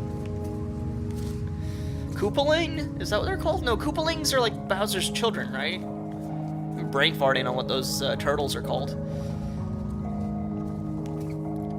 Drowning kills like 1,000,000 times more people than sharks. Sharks kill what, like 100 people a year still? Something like that? Like all over the world? Like it's a very small number. In fact, you know what, actually, it might even be less than that. Sharks might like... I can't recall. Let me look this up real quick, because, like, shark deaths per year. I'm pretty sure it's about 100 reported shark deaths per year. Probably a lot of bull shark deaths in, like, certain areas of the world, like in rivers and stuff, that don't go unreported, but... Let's see, 16 shark attacks per year in the United States is the average. That's just the United States, with only one fatality every 2 years. But that's just the US. But that's the first Google result, and I'm not going to spend 5 minutes Googling more details, so I'll look it up later. I used to know all this data when I was, like, still in junior high and high school, but, like, the more you learn about, like, actual evolutionary theory and, like, the more you learn about large-scale concepts, it feels the more you forget little tiny details. Like, what is the exact amount of blank? Like, I don't know. I used to know that when I was little. Now I know theory-type things instead. Also, I don't know where I'm supposed to... okay. That's the room we were in when we were peeking out? That's when we peeked out through the thing, and I was like, can I break this window by making the vines grow? No, you can't, but eventually the vines will grow on their own out of the window and allow you to progress. That's kind of fun. I think I had to, like, look at it to trigger it, which is kind of a fun progression point as well. Oh, almost killed myself again. Although it's possible that it's possible that if you just don't find it, it comes on its own. That's actually a really cool mechanic. Like, I'm thinking about it now, like, what if you have to trigger it by looking at this window, right? But if you don't manage to look at the window after a certain amount of minutes, the vines just auto-grow on their own to just allow you to progress. Like, that's kind of a cool mechanic. I'm a fan of that. I don't know if that's actually what happened or not, but Alright, where am I going? Oh my god! Alright, I don't think I'm supposed to go down there. But I'm not sure what I am supposed to do.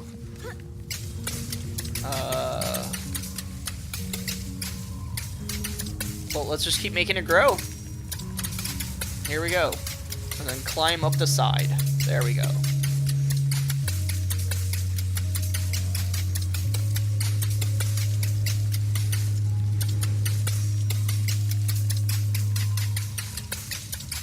Alright, where are we?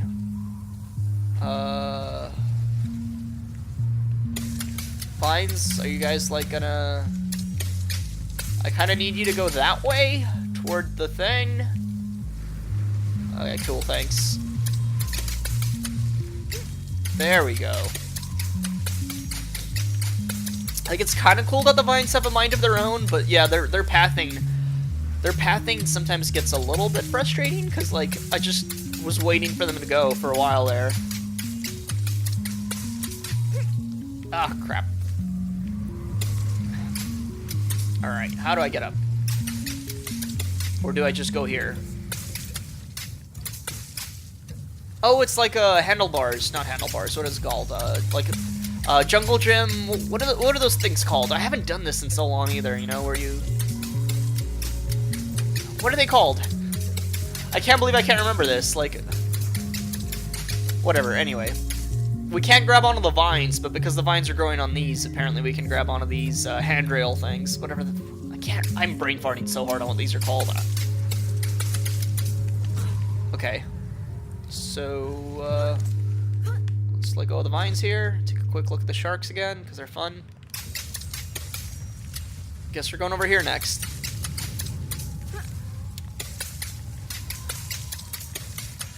A jungle gym's like a general area to play in, right? That has like a lot of railings and stuff. Like, there's a specific name for these things, where you grab on with your arms and you support your own body weight and you just cross with your arms, which like almost every single child can do, but is surprisingly a lot harder to do when you become an adult and your body weight is a lot higher. Like, it becomes surprisingly harder relative to when you're a child, if you don't, exercise your core strength, that is, or upper body strength.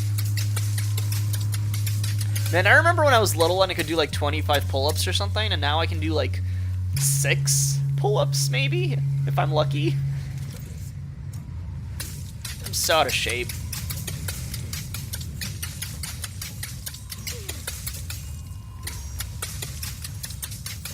The thing about pull-ups as well is it's hard to like do them repetitively because they tire you out. Like, say you can do 10 pull-ups. If you do all 10 and that's your limit and you're exhausted, like, next time you try it again after resting for a minute, you'll probably only be able to do like 5. And then if you try it again after resting for a minute, you'll probably only be able to do like 3. Like, they really drain your arms super quick.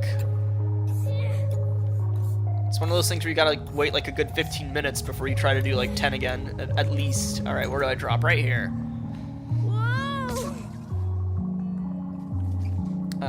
Okay.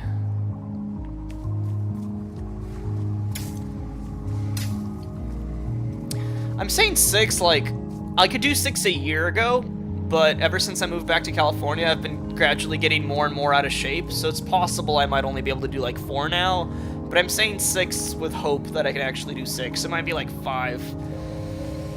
The vines were slowly burying the king and his city. No matter what he tried, the king couldn't stop them. So he decided to create something that could.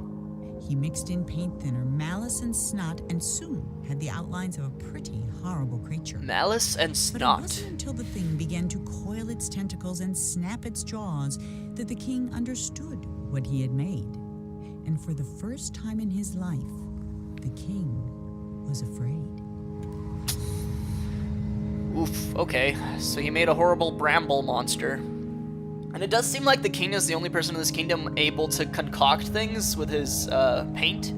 So I guess that's probably why the citizens continue to keep him around.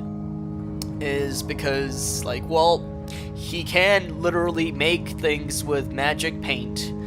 or magic paintbrushes or whatnot. So I guess we should probably let him stay king, because he can make our lives better, theoretically, even though he's been making them worse the whole time. But whatever. MDF Duarte Lima? I'm sorry for having such a hard time saying your name, but MDF Duarte Lima, thank you for the praise on the Adventure Time videos. I really appreciate it. Like, thanks for watching my stuff. Thanks for dropping by and leaving a comment like that. It makes me quite happy. So yeah. Gumbaldia review should be out by Saturday at the latest. Maybe tomorrow night, but I might just release it Saturday morning instead. Sorry it took so long. Like, it really, like, it got set back multiple times. The most recent setback, I think, is the most understandable, because bees invaded my friggin' house.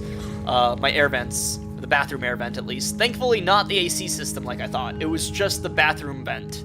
The AC system is apparently, like, its own separate thing that's shared between all units. So if the bees actually somehow did get into, like, the central AC system, other people would have bees in their house as well. And I don't think they did. I think it was just us. But yeah. I think bees invading my air ducts is probably the best excuse I've had for not finishing a YouTube video as fast as I should have. But yeah. The Gumbaldia review is also ending up being a lot longer than I thought it would be, honestly. I didn't think I had that much to talk about. And yet somehow it's going to probably be like 15 minutes again, which is like weirding me out, because I really did not expect it to be a 15-minute review. Alright, where am I going? The king created a thing that eats vines, right? Okay, that's where I'm going. And how do I get there? Do I have to make the vines keep growing?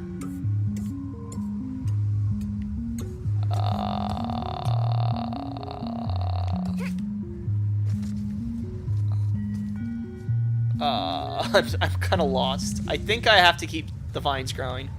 That's been the solution for this whole thing. It hasn't really been much of a puzzle. It's literally just been keep watering them. Oh, there's a balloon up there. Shit.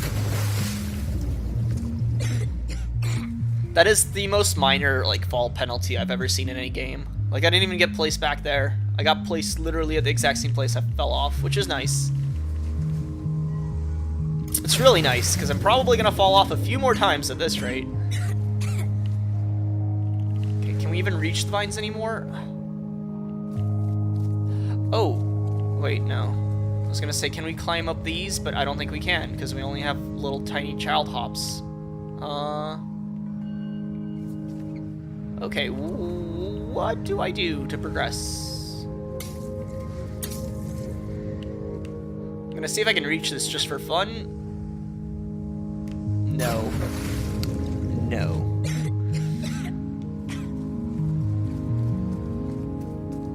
Okay, what did I miss? What am I missing here? And the vines actually look done. There's none of those little tendrils, you know, left behind. So the vines look pretty done. I don't think actually the solution at this point is to get more vines. Can I go in here? No, there's a gate. This is also a gate. I can climb this, right? But like I can't climb that. I am really confused as to what to do. So I get up here. What? I can climb this? Okay. Well then. Apparently I have like, oh god, I have Spider-Man-esque climbing abilities, because climbing a smooth pipe like this, at this angle, oh god. He just fell off on his own. Apparently it's not that easy, but our child can kind of do it. Kind of. Ah! Okay, what am I supposed to do? How do I get around this metal band? Jump? Oh yeah, jump. We can just... Jesus. This is an awkward one. Like, this is an awkward traversing part of the game. This is really awkward.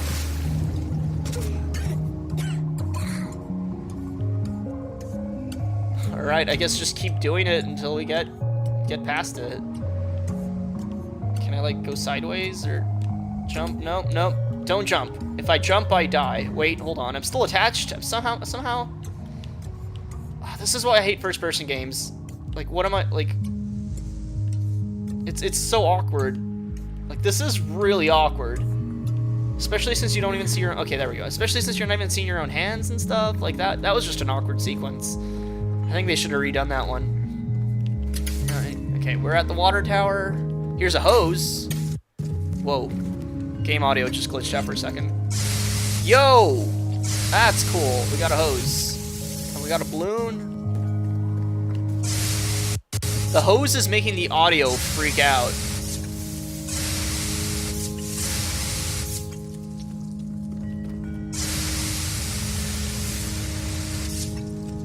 Is there any point to this hose besides getting that one balloon? I don't think so.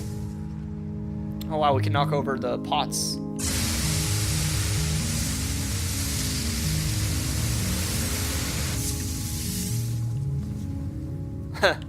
Okay. Fell into like it didn't even hit water, it just like fell into the nether.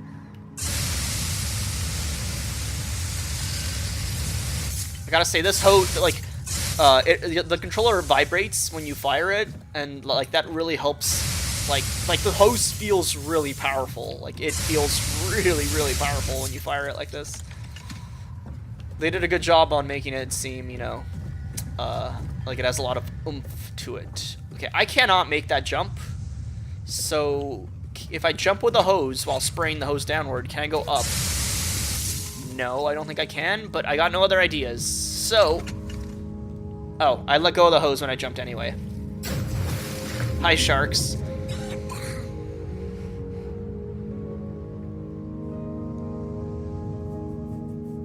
Oh, that's a bad story about the hornets getting in. Hornets are way worse than bees, too.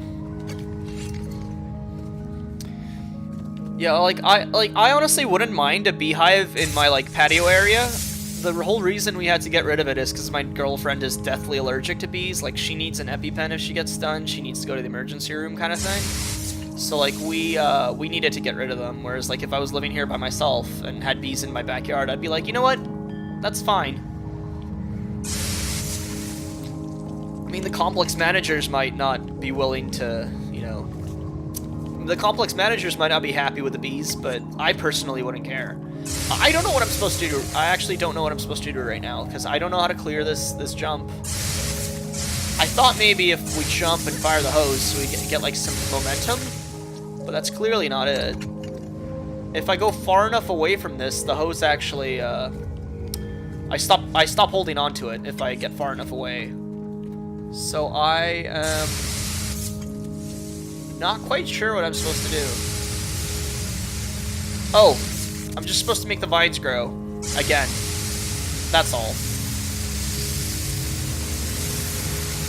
I was trying to do that earlier, but I guess they took a while to appear.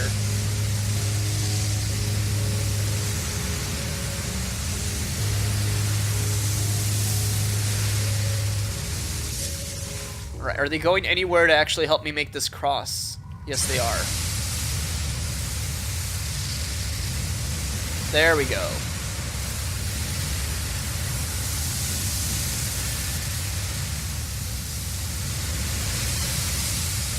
There we are. Took a while.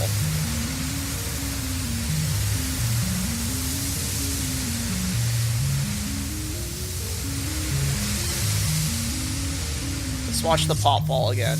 And just clip through the building. Just clipped right through the building.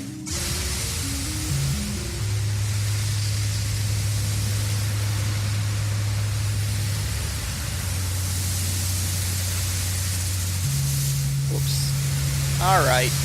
Grow across. Come on. Come on. Let's go. Let's go. Let's go. Let's go. Let's go. Grow, grow, grow.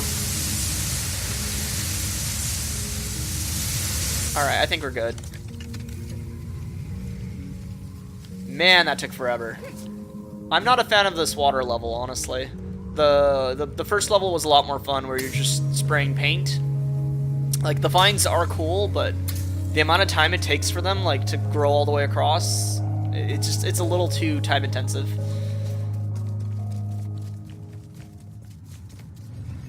I shouldn't be complaining about things taking too long in a game that's really chill, but I don't know.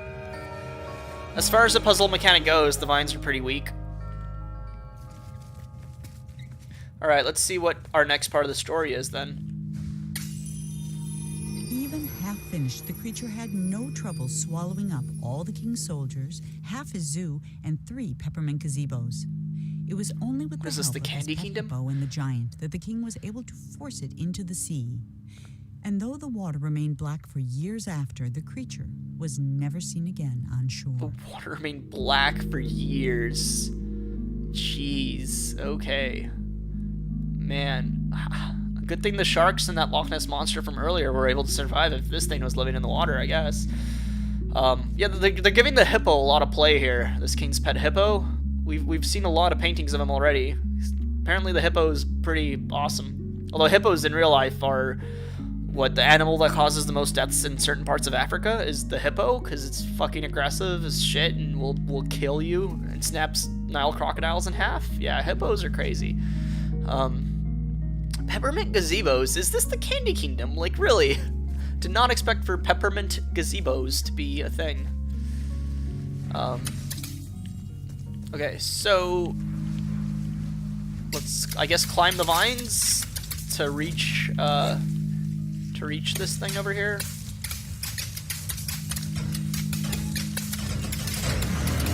And chair, okay. And then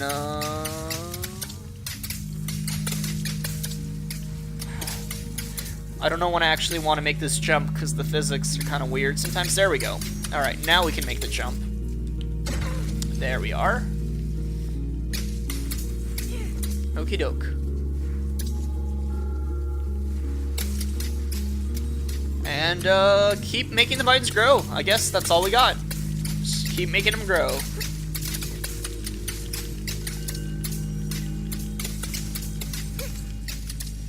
%, of this whole chapter, of chapter 2, seems to be make the vines grow.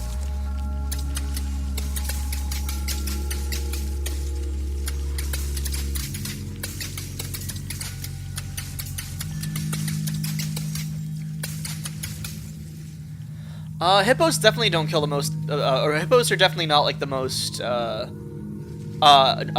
excuse me. I don't think hippos are responsible for the most deaths in general. That's like, no way that's accurate, because for one, they are only in Africa, which already like limits the massive people they can kill. I'm pretty sure it's actually the honeybee that kills the most people in the world.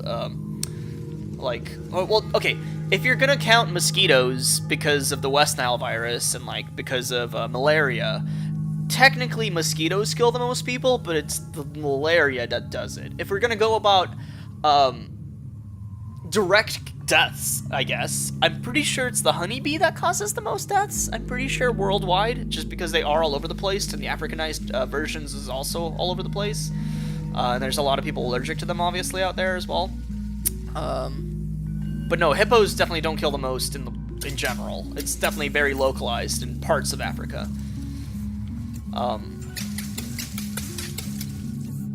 Okay, I'm on the ceiling. I'm really high up. Surprisingly, if I fall to the ground, I will not die, because my child has invulnerable legs. How do I get out?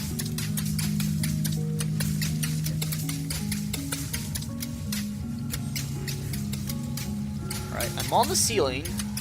Oh, there we are. That's where we're supposed to go. Made it. Sweet. If we're talking about vertebrate animals, like the most deaths from vertebrates, I'm not actually sure what the answer to that would be. Let's see, I'm trying to think. It probably would be... I guess if you go by species, hippo might be the most, as far as like direct caused vertebrate deaths, outside of like cattle and stuff, you know. I'm pretty sure like cattle and like livestock probably trample a bunch of people, but I don't think that counts. I don't know. I'd have to look it up. Within a short time, the king's subjects had all moved away, except the giant, who was quite loyal. and also very lazy. Alright, which animal kills the most people in a year? I'll probably like tell me mosquitoes or something.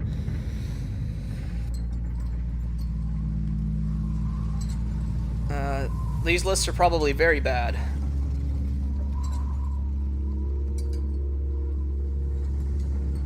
Oh, okay, these are bad lists already. I'm not gonna report these. Let's just see what they list near the top.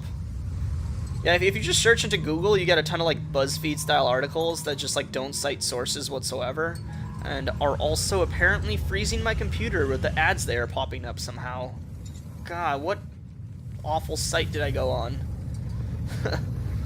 Okay, hold on a sec. Let's go to BBC News, which is still not that reliable whatsoever for things like this, or for most things for that matter, most likely, but yeah. So yeah, mosquitoes is number one, of course. They put snakes, like snakes, dogs are another thing I don't want to say, like livestock and dogs probably don't count because of the situations the deaths occur in, I feel like are unbalanced, but yeah, obviously dogs would be on that list just because of how many rabid dogs there are and rabies, you know, in certain countries, like. And they lump snakes together, but like if you separate snakes out species-wise, I'm pretty sure snakes probably aren't responsible for that much. You'd have to like lump all the species together.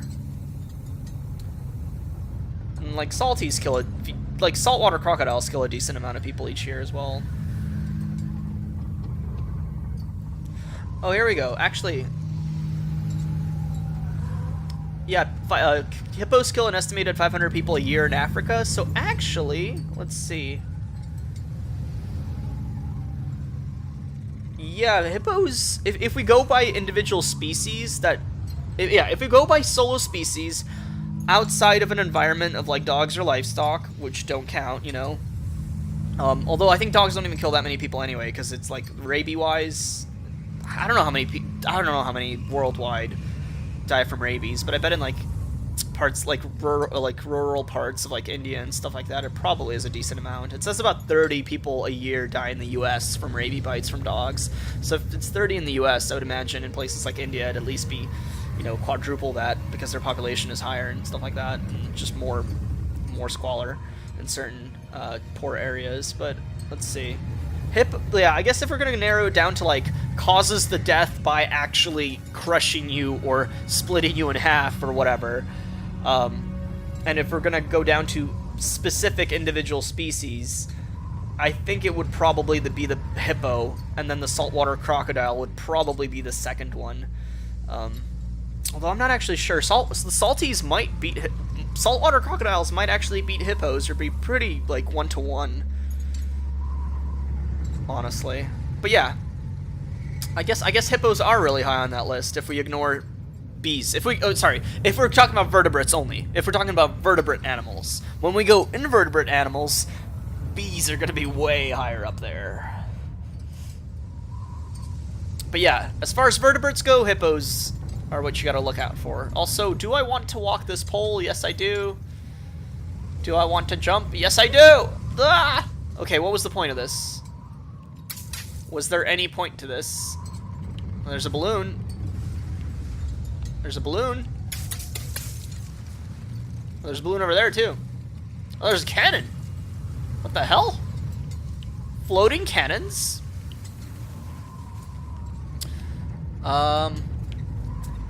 Okay.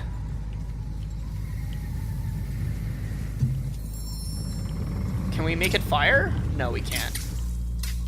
This is just for fun, I think. Okay, yeah. Sorry, I spent so long looking up animal things that I forgot which way I came from. Okie dokie. Wow, giant golden bell, and I got stuck. Okay, there we go. I thought for sure I'd be able to make it ring, but no. Just a hollow tunk noise.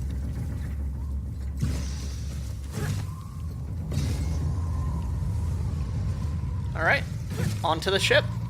Onto the airship. Monroe waved goodbye to the giant and set sail.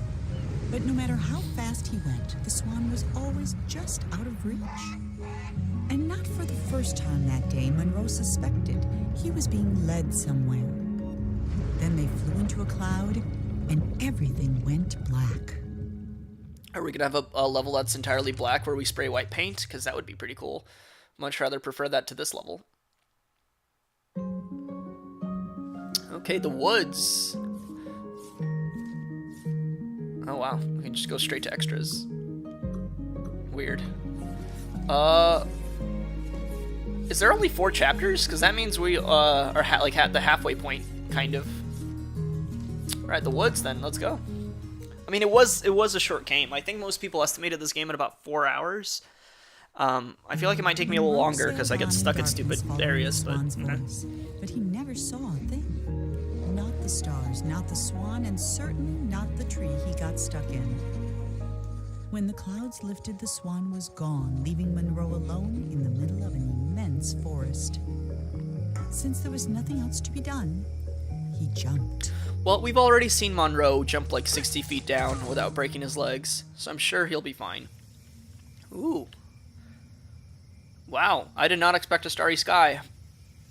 It actually, I don't know, it doesn't look quite that good. The level of depth to it. Oh, I appreciate the little like shooting stars like that. I guess they could be satellites, but probably are not in this world. Although there's a lot of them. Anyway, they could have added like a slightly extra layer of depth and more colors to make it more scenic, but it looks pretty cool. It looks nice. So a game I consider like super duper flawed from a variety of like angles, from gameplay to fundamentals to like characterization to a ton of stuff. It's this one Wii game. It's like this really anime heavy game called like Farewell Ruins to the Moon, or like Ruins of the Moon or something like that. Let me look it up. Let's see. It's called Fragile Dreams Ruins of the Moon, or Fragile Dreams Farewell Ruins of the Moon. And it's like, it's the weirdest gaming experience I've ever had, because like it was really beautiful. It had like gorgeous skies at times and like really gorgeous set pieces. It had like this interesting, it was like a post-apocalyptic scenario where the world actually like remained really pretty and like kind of hopeful, but like also really desolate and like nostalgic and melancholic at the same time. It like captured like all these emotions in its visual style. It's like gorgeous visually, but the gameplay was like really kind of bland and boring and kind of shitty, and the characters were kind of like whatever at times. And like the game's story shits itself as it gets into its final act, and you actually find out like what happened to the world and stuff like that. Like it just kind of, it was better off not knowing, basically. Like the game gets really bad at the end as you actually figure out the story. But it was like a very like, I don't know, it's still like a very heartfelt experience for me, because the ambiance and like the color schemes captured so much like emotion to them. And then it was, of course, also plagued, though, by having, like, anime titties and fan service at times. But, like, it was such a mixed game, because it made me feel emotions from, like, graphics that I have rarely ever felt in my entire life, while also just making me, like, facepalm super hard at, like, oh god, what, like, weeb trash plotline is this, you know, like, why would they do this kind of thing? But like, it starts out pretty promising, and aside from the gameplay being bad, like it actually kind of starts out feeling somewhat ambitious. But yeah, it's not a good game, but goddamn does it make me like feel things with its ambiance and atmosphere. If I eventually, well, hopefully I'll eventually get a capture card. Anyway, let's start playing the game. Oh, we have black paint in a forest of black. Weird. I guess let's wander toward the statue. Whoa. Anyway, if I eventually get a capture card, and hopefully I will eventually get a capture card. We just died. Or no, we fell into a trap. Or yeah, we fell down? Oh, this is weird. They're actually making me play in the darkness. Whoa, okay. But yes, when I get a capture card, I do actually want to play like a bunch of Wii games, because I have a lot of Wii games. And Fragile Dreams would be one of the games I would like to play.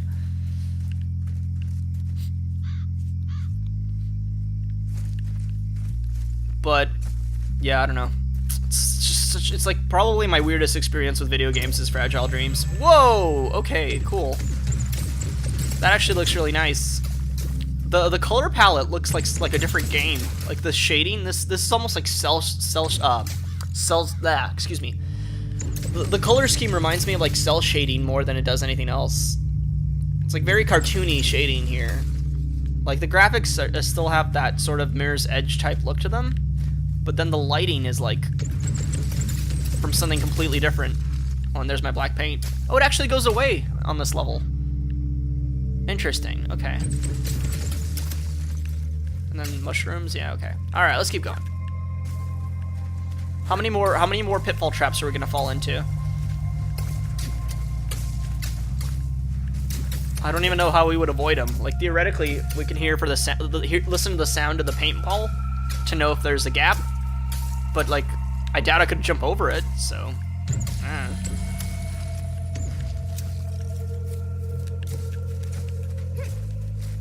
Okay. It's not the right way to go. There's the right way to go.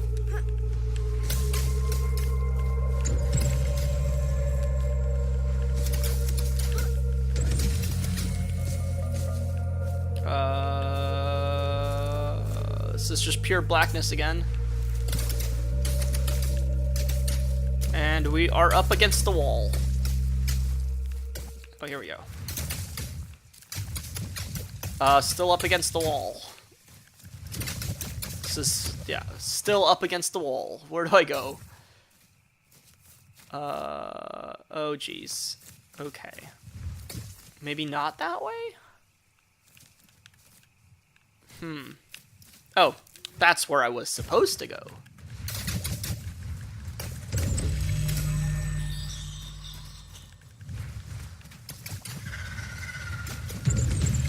Some good horror sounds, but like they really don't fit into this game that well, so it's really not scary. Like, oh, they're spiders. That's what we've seen the eyes of these guys before. I thought it was maybe like a bat or something. Apparently it's a spider. Which I guess they're afraid of light. So I guess we're gonna have to go the long way around, because, okay, let's just see how we die. Can we actually get killed? What is this techno beat? Are they gonna jump on my head? Oh, this is silly. Oh, this is silly. Yeah, okay. So we can get killed by, creatures after all. I don't know how I feel about this like subtle techno beat in the background. I'm not really digging it that much, honestly. I don't think it vibes very well with the style of game this is. Balloon? Wait, where? I didn't even see it. I popped that by accident. Okay, I'll take it.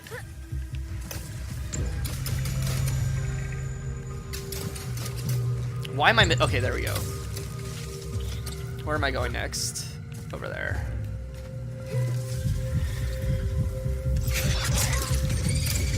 Yeah.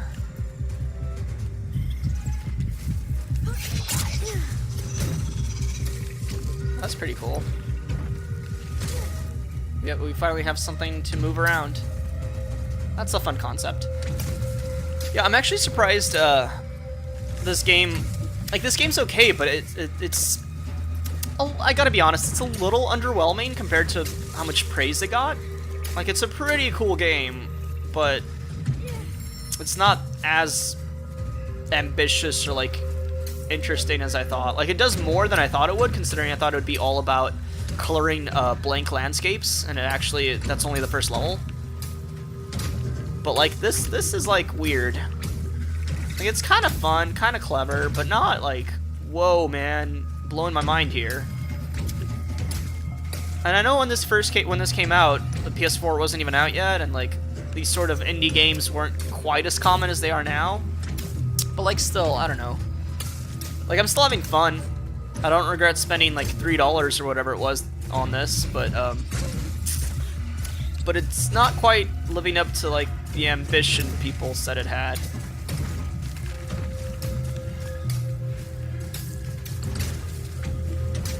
Also, I really didn't expect for there to actually be a level where you get killed by, like, evil spiders.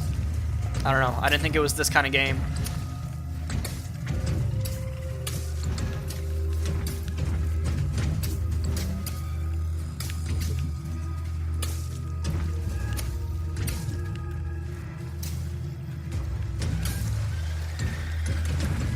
Alright. I do hope we see that sea creature that the story talked about earlier. It'd be quite fun. I also would love to know what our child is actually getting. Like, where is Monroe getting these paintballs from? Part 2, the river. Alright. Alrighty then. Like, where is he getting these paintballs from? And how did he change them for water bullets last time? I would love to know that.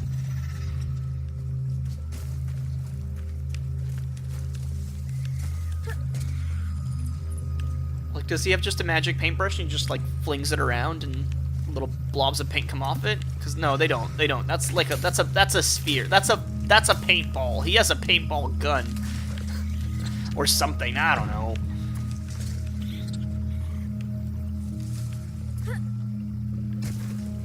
Well, these are giant paintballs. They're like at least 4 inches across or 3 inches across. Ooh, balloon. Hey, it's the frog. We saw this guy earlier. I kind of wanted to watch him swim away, but apparently we're supposed to run for it, or else we will die. So, yeah. This is a weird level. This is actually not, like, oh god. This is not a chill level at all. This is a, like, keep up with a ball or you're dead level. What is that green-eyed thing? Is that another frog? Looks like another frog. Okay, let's take a moment to look around. Alright. Get back in the water. Or is the ball done? Do we just cross? No, apparently we don't just cross. Like, I did not expect a level like this in this game. It's really weird.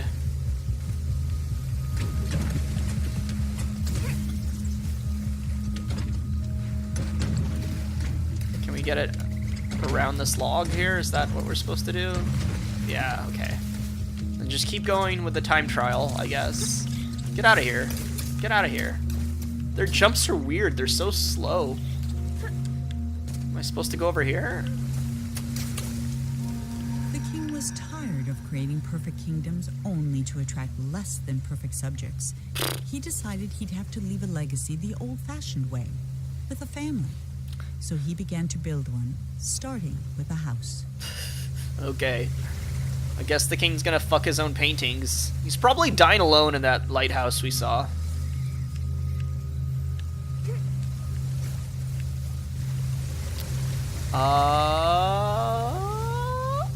I feel like if I made a run for it in that direction, I would probably die.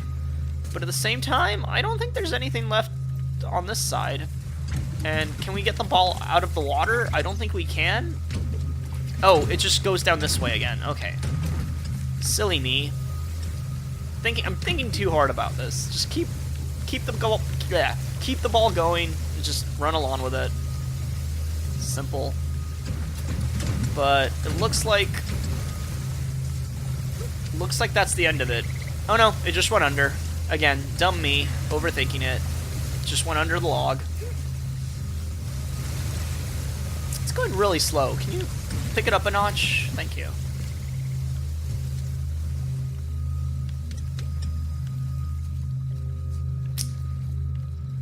And it's like a marble.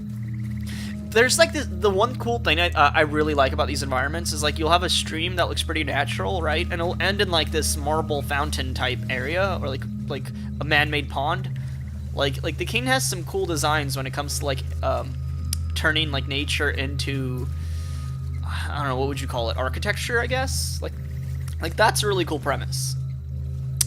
Now this doesn't make any fucking sense, right? Because unless there's, well, okay, I guess there could be a pipe funneling the water. Like, I guess the waterfall could come here, pool here, but there's a pipe, the water flows out somewhere else. I was gonna say, if it's just a pool of water like this, like, then that's blocked off by the marble fountain-like area or whatever, it would just, obviously the water levels would just keep rising and it'd overflow.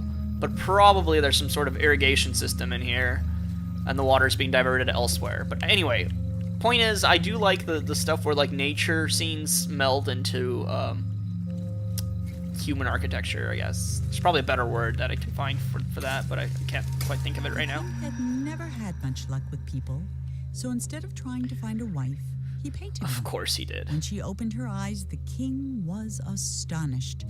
He had created a female version of himself. Oh, The king that's was in love. that's so on point. That's hilarious. Like, oh, that's so on point. He's like this egotistical bastard who fell in love with a female version of himself that he fucking painted. That's so good. God, this children's story is so good. There should be more like these. Like, that's so, like, it's so good. All right. Why is this yellow outline here? What am I supposed to push something to be able to walk up it, or why can't I just jump in? Why can't I just climb? I'm actually kind of confused.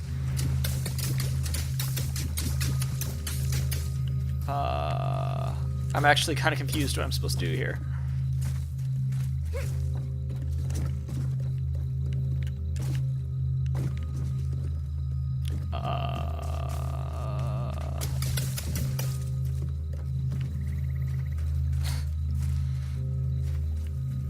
What is this? What is this? Like, am I supposed to pick up these planks or something? Because there's, it usually says square to pick up. Clean canvas? No, it's not what I want. Why can't I just jump and climb in? Weird. Should I go in the darkness? No, no, probably not. That doesn't even matter. All right, what is this path then over here? Here we go. Oh, it's a weird puzzle. That's new for this game. Wait, do I jump in? Oh, okay. Okay, you know what? I'm not ready. I'm not ready yet. What's over here? Anything? Anything? No? There's probably like a balloon in the blackness somewhere that you can get, I bet, in this area. Oh, is that it? It's it. That's it right over there. Yeah. Oh, come on. There we go. Yeah, that's why this area is here, for the balloon. Okay, then. Let's get... I guess let's go. Let's... What? Okay. Whoa. What is this Tron world? Why?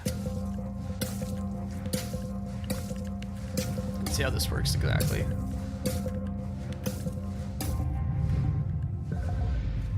Yeah, Tron world in Unfinished Swan. Not exactly what I was expecting. What is this? Does this look like a trapdoor? Okay, wow, yeah, not what I was expecting. I keep making these too tall to actually jump up on for my little child body. No, that one's too little. It'll do. It'll do. God damn it. All right. God, okay. This is not what I was expecting at all. This is like so weird. Thematically, this feels all wrong, but I mean, it's fine, I guess. It's just so bizarre to me. How many of these can I build? I guess like unlimited? Can I build them like, yeah, all the way from over here? Yeah, I can. Look at that, just like, yeah, there we go. Done. Oh, and we can knock them over too. Holy crap. Well then.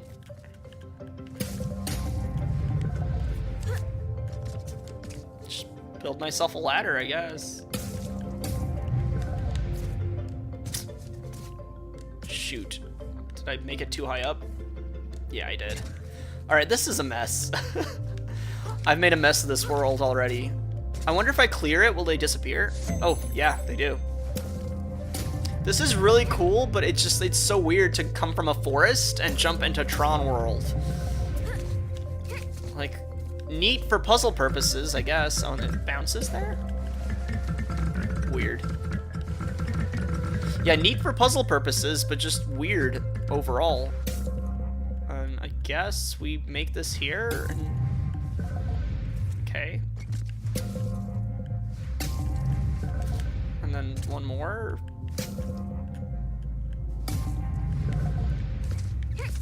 Is that... Yeah, okay. Yeah, I don't even know how they're gonna tie this into the story, if at all. I mean, this seems to be the new gimmick for this part of the game. Is Tron World, but how are they gonna tie it in? There's the king, there's his hippo, there's his wife. That does not look like a female version of himself very much. I guess good for him. Wait, that looks kind of like our mother from the beginning of the game, though. Is our mother a painted version of the king of this story, and we're actually just a horrible mutant paint offspring of a incestual paint offspring? Oh, man, this is getting weird. I'm gonna stop speculating on this route because I don't like the implications of what is happening very much right now. Every day, the king painted a new room for the house, and every day he abandoned it as not good enough for his queen. While he slept, the queen spent her nights painting creatures of the forest, though she never finished. Oh my god, it is our mother. 5 months went by before the king noticed she was pregnant. We are the offspring of a man and a painted version and a painted female version of that man. We are a paint baby. This is why we can do this, because we are a paint child. We are a child made of paint.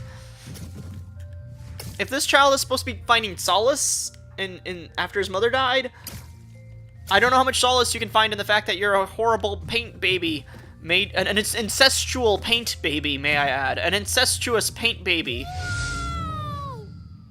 Yeah, that's the reaction you should have to finding out you're an incestuous paint baby is, wow! This LP got so weird all of a sudden. Well, it's not really a Let's Play, it's a stream, but this game got weird. I did not expect incestuous paint babies. I don't know what I expected, but not incestuous paint babies. It's fucking weird to me. I don't know how to feel. Like, how am I supposed to feel about this? Are they gonna explore the implications of having sex with a female version of yourself that you painted and then having a child? And then, like, we're finding our father? Is that what this game is? Is that why this game didn't mention a father in the opening sequence when it talked about the kid's mother? Because we are on a quest to find our weird-ass father? Oh, God. God damn this game. It did not go where I thought it would go. Oh, we can actually make it phase through stuff. I didn't know that. That would have been helpful to know a little earlier. Okay. Is anybody else weirded out by this game, though? Like, is it just me? Or, like, is anybody else really kind of freaked out by all the implications we've been learning? Like... Guys, we are the product of a man and his paint, and a female version of his painted, or a female version of himself that he painted. We are the offspring of that union.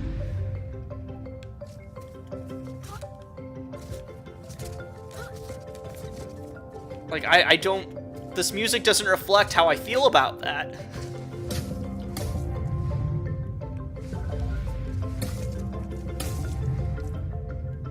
This is terrible. I should be making these way wider. There we go. Alright. Let's get up here and see how we feel about this. I need to make another one. That looks good to me. Oh yeah, okay.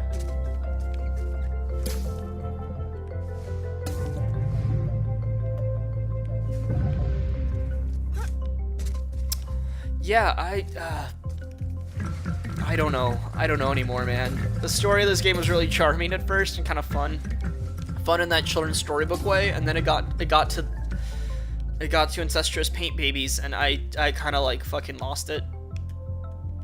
Like I'm really, I don't know what to say anymore about this. Like, what can you say? What can one say?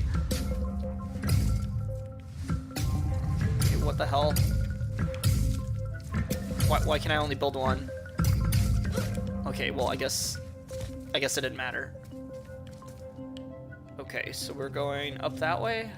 What's this? Just a little lookout? Is there a balloon up there? There's probably a balloon up there, but it's fine. Okay. This game... Why did no review ever mention this part of the game? I'm so weirded out. I'm so weirded out. Oh god, I thought I made this. No, apparently not. There we go.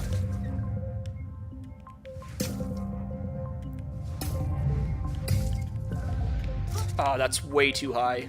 Crap. Oh no, it's not. Okay, we're good. We're good. Where are we going? We're going to the ladder right over there. Alright.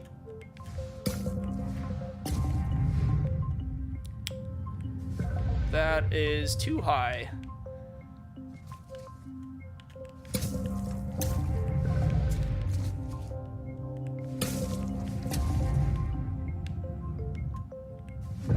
Yeah, this is fine. Here we go. Am I on the wrong side? Of course I'm on the wrong side. Oh, you can actually just flip sides on this ladder while climbing it. Did not expect that.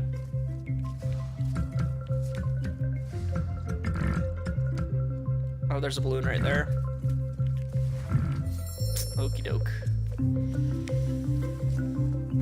Oof.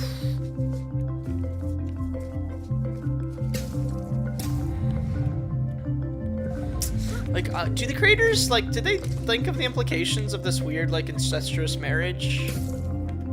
And even if it's a child's imagination, that's still kind of weird. It just means the child's ignorance is, like, creating this situation that I don't know. I missed that balloon. Yeah, I'm not going back to get that. We'll just leave that be, unless I can, let me just spam. Oh, wow. I did not actually expect to get it. Well, that's cool. Most babies come from paint, I guess.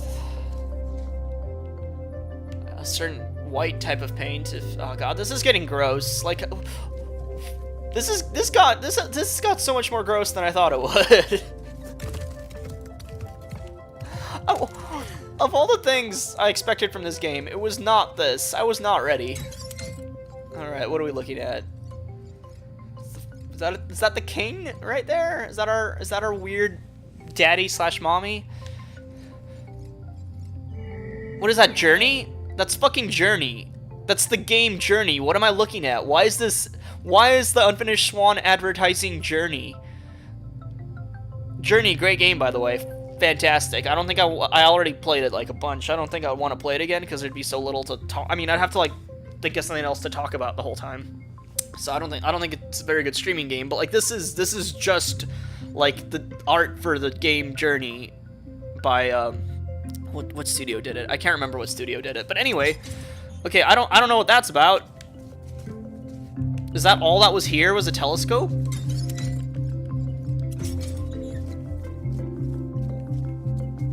Wait, what do I do now? What am I supposed to... Sir, excuse me? Oh. Oh, okay. Can I just jump into the void at this point? No, I can't. Swan, you lied to me.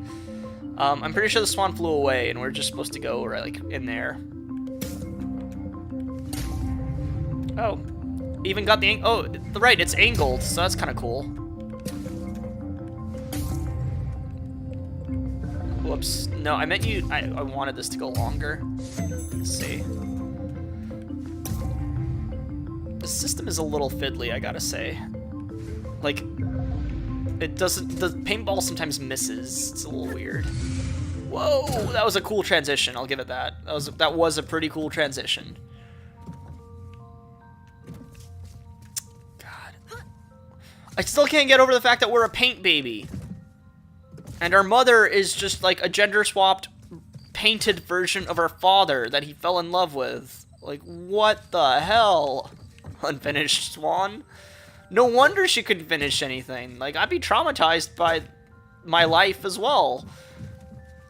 If my entire existence was I was a gender-swapped, painted version of the guy who painted me because he couldn't find a real family because he was such a jackass, like, yeah, I would probably be too traumatized to finish any of my creations because I'm a result of somebody finishing their creation, and we saw what happened with that. You get paint babies. You can just throw paint infinitely because we are paint, I guess. I don't know. Where am I going? Where am I supposed to go? I don't like these revelations. I guess we go this way. Ow. I guess we go this way. I don't fucking know. Yeah, okay. Is that a... more story? On the night before the queen was to give birth, she left. All she took was a single unfinished painting. When the king woke, he found no explanation, and he never did. Yeah, you know, I think the explanation is the fact that you fucking... I don't want to go through this summary again. You guys, I've been repeating what happened multiple times, still trying to come to terms with it. Is this a child trying to come to terms with the fact that, like, they're born out of... Like, where... Oh, it's right there. Is this whole game about a child coming to terms with their ungodly creation and where they came from and trying to, like, still love themselves despite what horribleness led to their existence? I don't know. I'm taking this game in ways it's clearly not supposed to be taken, but how do you not take it that way? How do you keep things lighthearted and fun when this is like, I don't know. I'll just appreciate the scenery, I guess. It's nice scenery. F. The King's Monument. Is it talking about his penis? Hope it's not. Ah, God. This game is just, it's, oh my God. For 9 years, the king didn't paint a thing. Good. Then, he had a vision.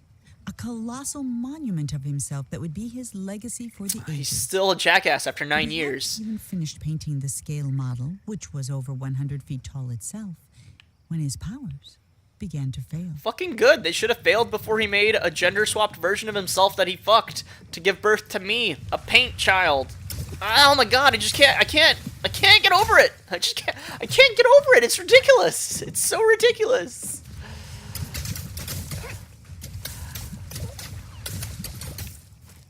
Like, the context this is being told in like a child-friendly story tale is making it like weirder for me. Like this story could work if it was told in a different context. I wouldn't be as freaked out by it, but having me play as the, I don't know what my thoughts are. I'm befrazzled.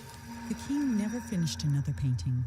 Then one night he went to sleep and couldn't even finish his own dream. And he's been trapped inside it ever since. Do we really want to wake this man? It seems like we're going there to wake him, and I hope that we're a part of his dream, that when he wakes up we disappear from existence. That would be the only way to end this properly at this point, I feel. Because judging by all we've learned about the king so far, I would rather have him stay asleep forever and never try to create anything ever again. Because he made like a giant monster that he like emptied into the sea. Like, he made a monster to get rid of vines, and then he had to dump the monster into the sea, and it turned the ocean black for years. Like, what kind of ecosystem damage did he do? Are we gonna kill ourselves here? Oh yeah. Shocking our child. What the hell is this? What am I even looking at? It's a balloon! Okay. Alright, can we, like, paint on these switches? Oh, yeah, we paint the wires. We have if we paint on the wires, we have a temporary amount of time to climb this. No. I was like, if we paint in the wires, they don't exist and the current can't transfer through them, right? No. Is that a lemon? Is that a fucking lemon?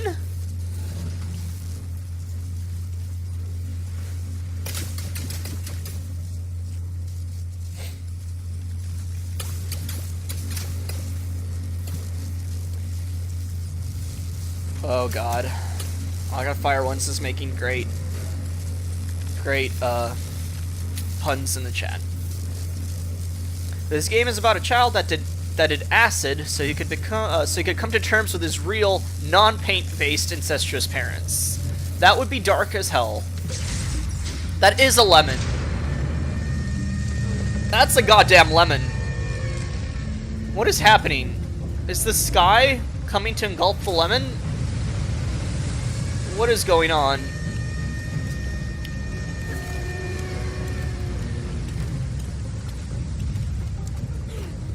I don't know, like, incest is a thing that I guess you can kind of... Like, incest is a really weird thing to tackle if you plan to make a story where there's, like, incest. But this game clearly didn't want to do that, it just kind of accidentally did it, I feel. And it's definitely not gonna address it, I don't think, at the rate it's been going. I don't know. Accidental incest is a really weird thing to have happen in a game.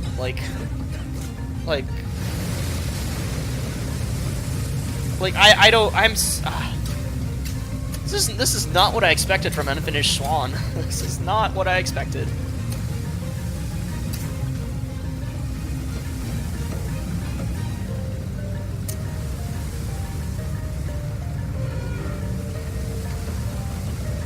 The water that reflects the sky way too well is rising up, and, okay. We are flooding this island? Oh god. I guess I was too slow. I guess the answer to that was be faster. This is just platforming now. I legit thought this whole game was a white canvas and we paint it. No. That's how they advertised it, that's what the demo was. But only the first level is a white canvas. Only the first one. That's really weird to me. Like, I expected the whole game to be figuring out where to go by slowly painting a world, you know? No. No, instead we find out that we are an incestuous paint baby. And like, it's like maximum incest too. It's like we had sex with a clone of ourselves. Like, it's like having sex with your twin. Like,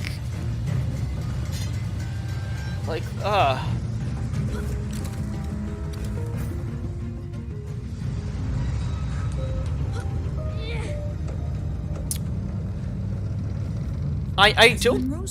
Let me... Okay. I'm gonna just now talk while she narrates. The statue shut, and the hatch slammed shut. And now there was no more need for talking.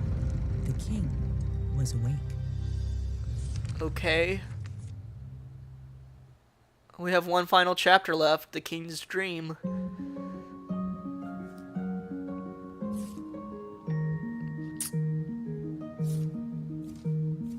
Yeah, let me drink some water real quick.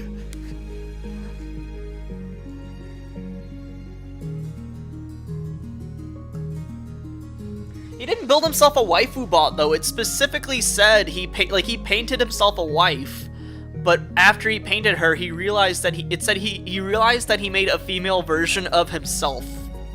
Like, it specifically said that, and then it said he fell in love with the female version of himself. Like, it's not like he simply painted a wife for himself. He painted a female version of himself as a wife for himself. That's the part that makes it like, oops, a little bit of incest got into my story, my bad.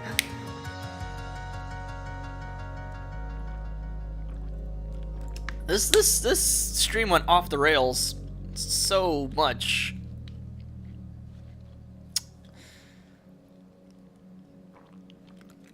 Okay, the beginning. Like, if they just left out I guess if they left out the part where he made a female version of himself that he then had sex with, it might have been a little easier to stomach. The boy from my dream. What a strange dream it was.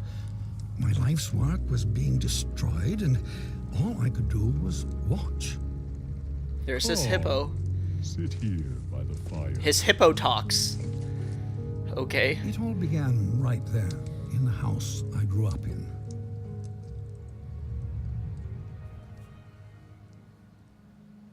I heard a heavy knocking at the door, just like on the night I left. Yeah, I guess you can, but like, I don't know. Oh wow, cross-hatching. This is the coolest part of the game so far. Anyway, I'm gonna try to move beyond the fact that, beyond the slip of incest that happened, that I kind of got sidetracked on really hard, because I didn't expect such a thing. Oh, we have water bullets again. Water bullets. Yeah, this is the coolest looking part of the game so far. A 3D environment that's cross-hatched, like, looks really cool. I opened the door, but there was nothing there. Just white space. Okay, hold on, King. I want to just appreciate this. Like, you see... Ooh. It's the Yun King. That's actually really cool. That's really fun. Yeah, you see 2D cross-hatching in video games now and then, but you don't see, like, 3D this much. Like, it looks like a cutout almost. Like, it's very... Like, this looks awesome. Like, this looks really cool. And, like, like, it's almost like it's, like, you don't even need 3D glasses, kind of. Like, it looks really, really, like, it pops out. It really pops out. It looks really awesome. I'm digging this. Anyway, alright, let's go. Yeah.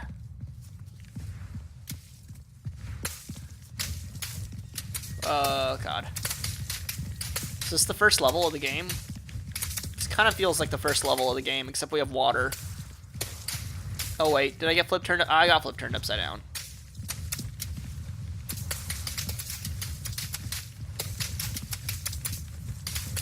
The first level of the game was like this, except that you had black paint that did not go away. So, you know, you probably wouldn't get turned around. I got outside. Oh. Disaster. Here we go. Some miscreant had painted everything. My garden was ruined. Oh, this is my paint that he's talking about. This is what I did in the first level. That's really cool. If it saves the exact thing you did, that would be really awesome. Like, imagine if you got through this whole first level with only like a few splatters of paint, and this was mostly white except for the few splatters you did. Like, that's really cool. Assuming it actually assuming it actually saves what you did. It might just always default to this, honestly, in which case it's not quite as cool. Oh no, I take it back. When I did this, I painted his entire face black. My statue spoke. So it doesn't do what I said, thought it did. Help me! Some little hooligan is running around splattering everything in the garden. I think he's headed for the... Something got in my mouth. Oh dear.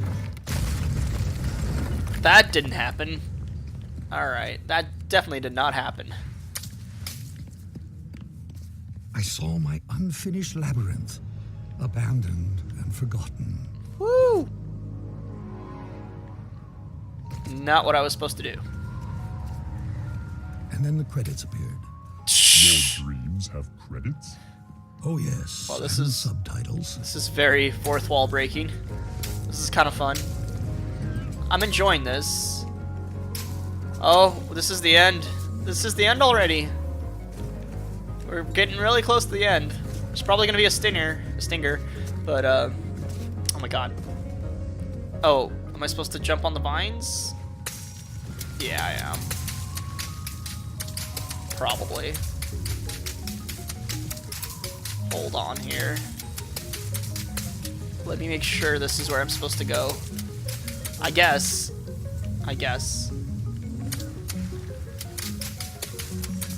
Oh, so this is kind of cool because these cracks were here in the level. I saw my beautiful city strangled by those disgusting vines.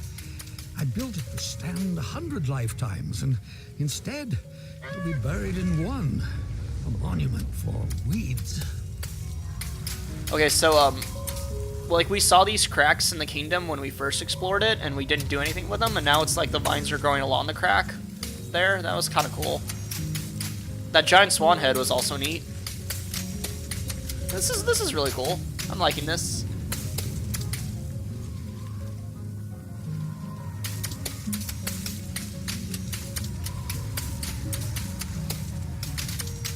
Like, real talk about incest again, though. Like, monarchies in the olden days obviously used to have like this whole bloodline heritage thing to them, and you'd want to have incestuous children because you're preserving your royal bloodline, you know.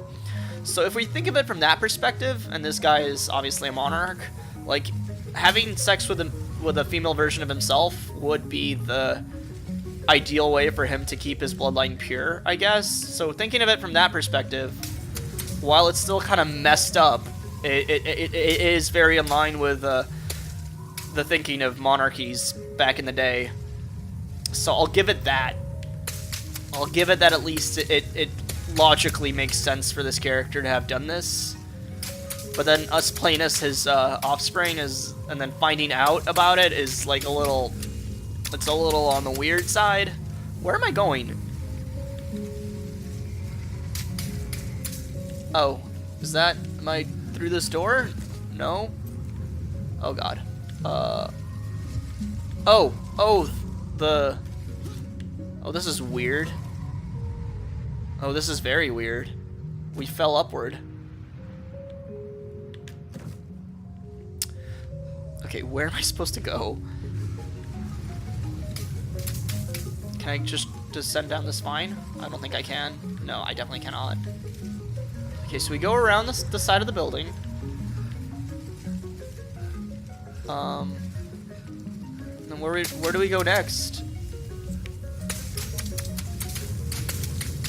Oh, it just didn't grow. It just didn't grow the way it was supposed to yet. God damn it, these vines are sometimes really annoying.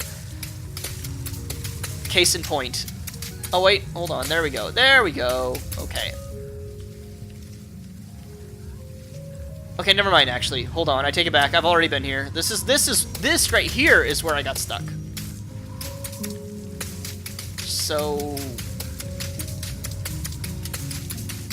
does the vine keep going, or like, where do I drop off here exactly?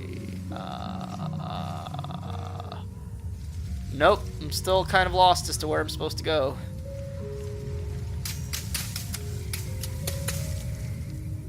So I tried to jump off here, but then I fell that away, and it reset me all the way back. So, oh, there we go. Okay.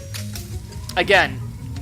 So last time I was complaining about the vine, it actually wasn't the spot that I should have been complaining about, but that right there is the vine being kind of dumb. So yeah. The dining hall was full of people, like the old days. It smelled like roasted goose. For a moment, I was happy. We hear them, but we don't see them. Then suddenly, whoa, I was alone again. The world had become cold, dark. Yeah, because your wife left you. My own death rising up around me. Oh, okay. Are we supposed to go in here? No. What are we doing? Oh, we're making one of these again? What are we doing here? Why would we do this? What's the point? Press square to pick up. Oh! Well, okay. That's what we're doing.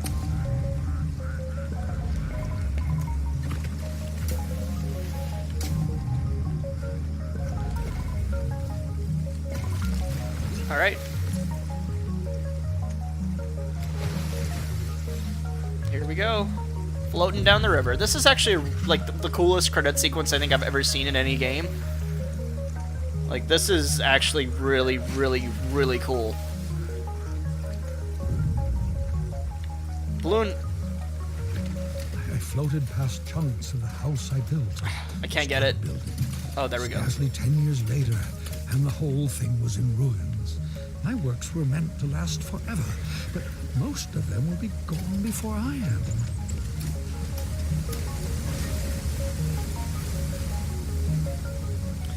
Pick a box? What? I was at a funeral. Whoa. My own, as it turned out. No one was there. Except you. Hey, there I am. Oh, and I'm gone. Monroe the Pig Child. The Swan has become a kaiju. Oh, I'm Monroe again. Hey. That's actually really fun. I really like this cutout reflection thing they got going. Oh, oops, inked my father. Oops, I inked the corpse of my dead father. Hey, Dad. Why did you make me? Out of I yourself? saw my monument, my last hope of leaving something that would live on after me, and I began to walk towards it. And with each step I took, I got larger. I just kept growing and growing, like a teenager. Okay, okay. Like a teenage? With a gentle push, Okay. my monument crumbled and sank. I saw my life's work laid out in front of me. Soon it would crumble into dust or be painted over by someone who would come after me, the same way I painted over what was here before me. Alright. This is a cool sequence. When the universe ended, Wow. everything. They did. I was like, are they gonna go to that? And they did. As I sat there, looking out into the darkness, I thought A heat back death of the on all universe. the things I'd built and left unfinished. I realized something. I wasn't sad that it was all gone. I had fun making all that stuff. I would have done it anyway. And then somehow I knew that when I woke up, all my work really would be destroyed.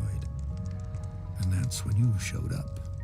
I don't know how you got here, but I'm glad to see you.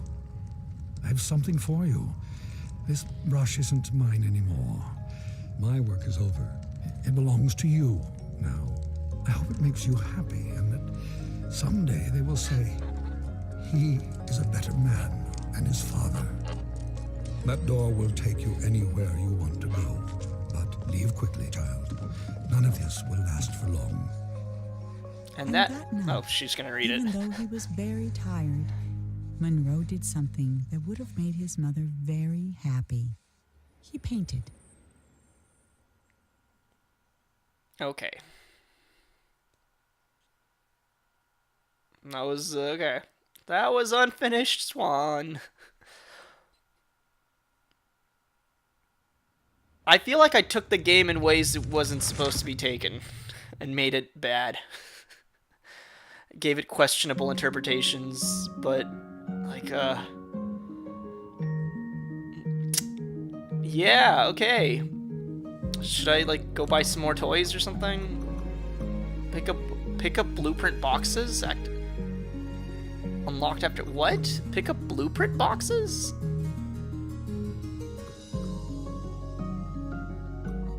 Hold on, balloon radar seems pretty important. Oh, I already have it.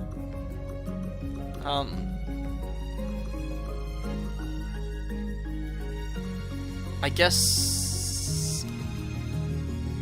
Oh, that's that area of the game where I make the blueprints and the what I call the Tron area. Right, okay. Well, let's go ahead and buy this, because why not? And then let's, I guess, buy the unlocked chapters and that. Yeah, sure. And then we just got the hose left. Somehow unlock the sniper rifle. This is... We do have a gun, apparently. Apparently, we do have a gun. Okay, so chapters... Let's go... Is, like, where's that concept art? The beginning, the middle, the end. I only got one balloon that whole time in the King's Dream. Credits, concept art, and question mark. Interesting. 70. Wow. Well, I still have to play Nier Automata. I still have not played Nier Automata. I'm waiting for a sale on PS4. I should like it because I love Platinum gameplay, and I am afraid that I'm gonna think the story is mediocre because everybody hyped it up so much. It's like, wow, it's such a great narrative, and I'm gonna be like, you know, like I feel like I'm gonna be very about it, but we'll see. Are you linking me the Nier Automata credits? Because if so, I'd rather not see it. No, that's not. Oh, the Org dialogue. Yeah. Okay. All right. But yeah, let's look through the concept art, see if we find anything kind of cool. Kind of this shot especially kind of reminds me of like Le Petits Cubes or something like that. It's like this French animation, but I think it was no, I think it's a Japanese animation, but it was done in a very French style or something. It was an interesting little anime. It was like a 10-minute long animation. It was really nice. I recommend it. I think it's called like the small cubes, like Le Petit Cubes or something like that. Those red doors were definitely not in the game. I don't know what's up with that.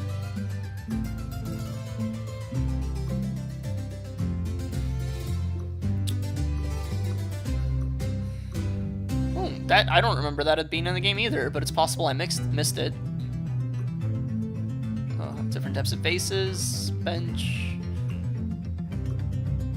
boat. That red lever is weird. Oh, they got like really. That's actually the IV they used in the game itself, I think. Oh wow, that was not in the game. That would have been cool. Or if it was in the game, I missed it. That whale.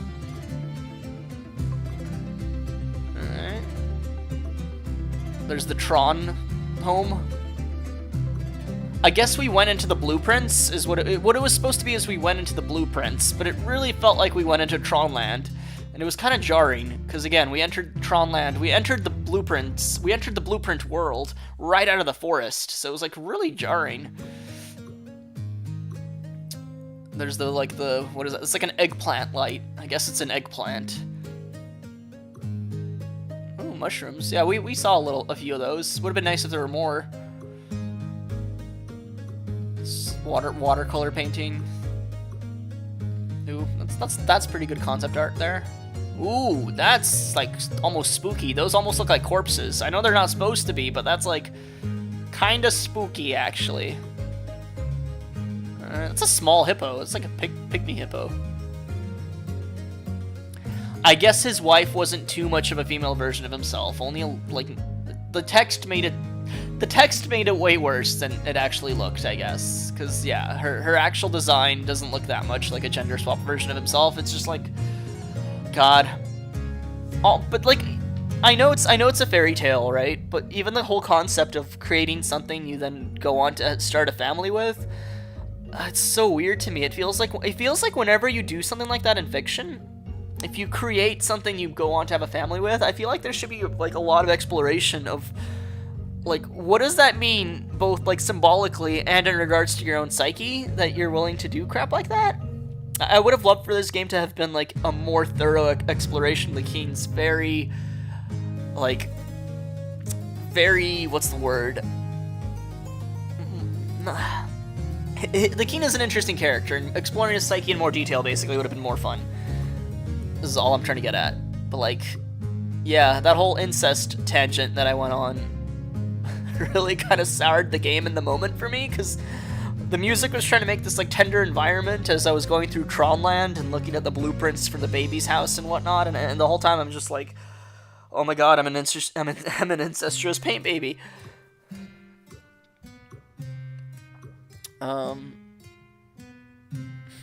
He's got a little weird like. What, is that a scuba helmet or a paint helmet in the end there? That's weird. That's a weird design.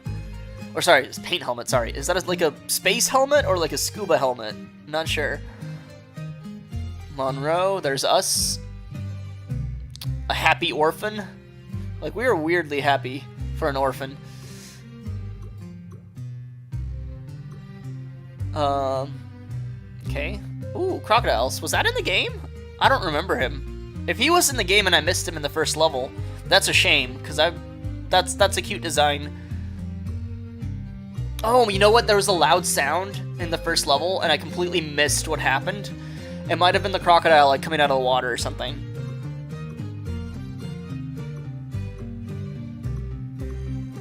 Okay. Painted versions of that. Of our mom. Okay. That is cool imagery though, having like a sunken city like that. It's pretty cool imagery. It's a cool looking tree. It was not in the game. Don't remember that spider in the game either. Oh, that definitely wasn't in the game unless I also completely glanced past it, but that's a cool concept. Little like stone, like a broken stone piece, but with like spider legs. That's kind of cool. Whoa. Like, these are a lot better when they're cutesy, and like the whole game I actually think would have been a lot cooler if this is what it looked like. Maybe a little bit more cleaner on the line work, you know? But like instead of modeling it like this and having it be very polygonal, I actually think it would have been a lot more charming if they try to emulate this style. Like hell, my favorite part of the game was the cross-hatching section. That section that was cross-hatched when we first went into the King's Dream was by far the best looking, most like visually striking thing the game had. Demidot, this was Unfinished Swan. I already finished it. And the reveal in Unfinished Swan is that you are an incestuous paint baby. That's your character in that game. You are I mean, I'm saying incestuous, so there's a king who painted himself a wife that was a female version of himself, and you are the offspring of that union between the king and the painted wife that is himself but gender swapped. And because you can throw little paintballs infinitely, you are basically an incestuous paint baby. Which, yes, I caught fire once. I've said the phrase incestuous paint baby a lot. I'm aware. But, like, it's, I did not expect that from this game. I really did not.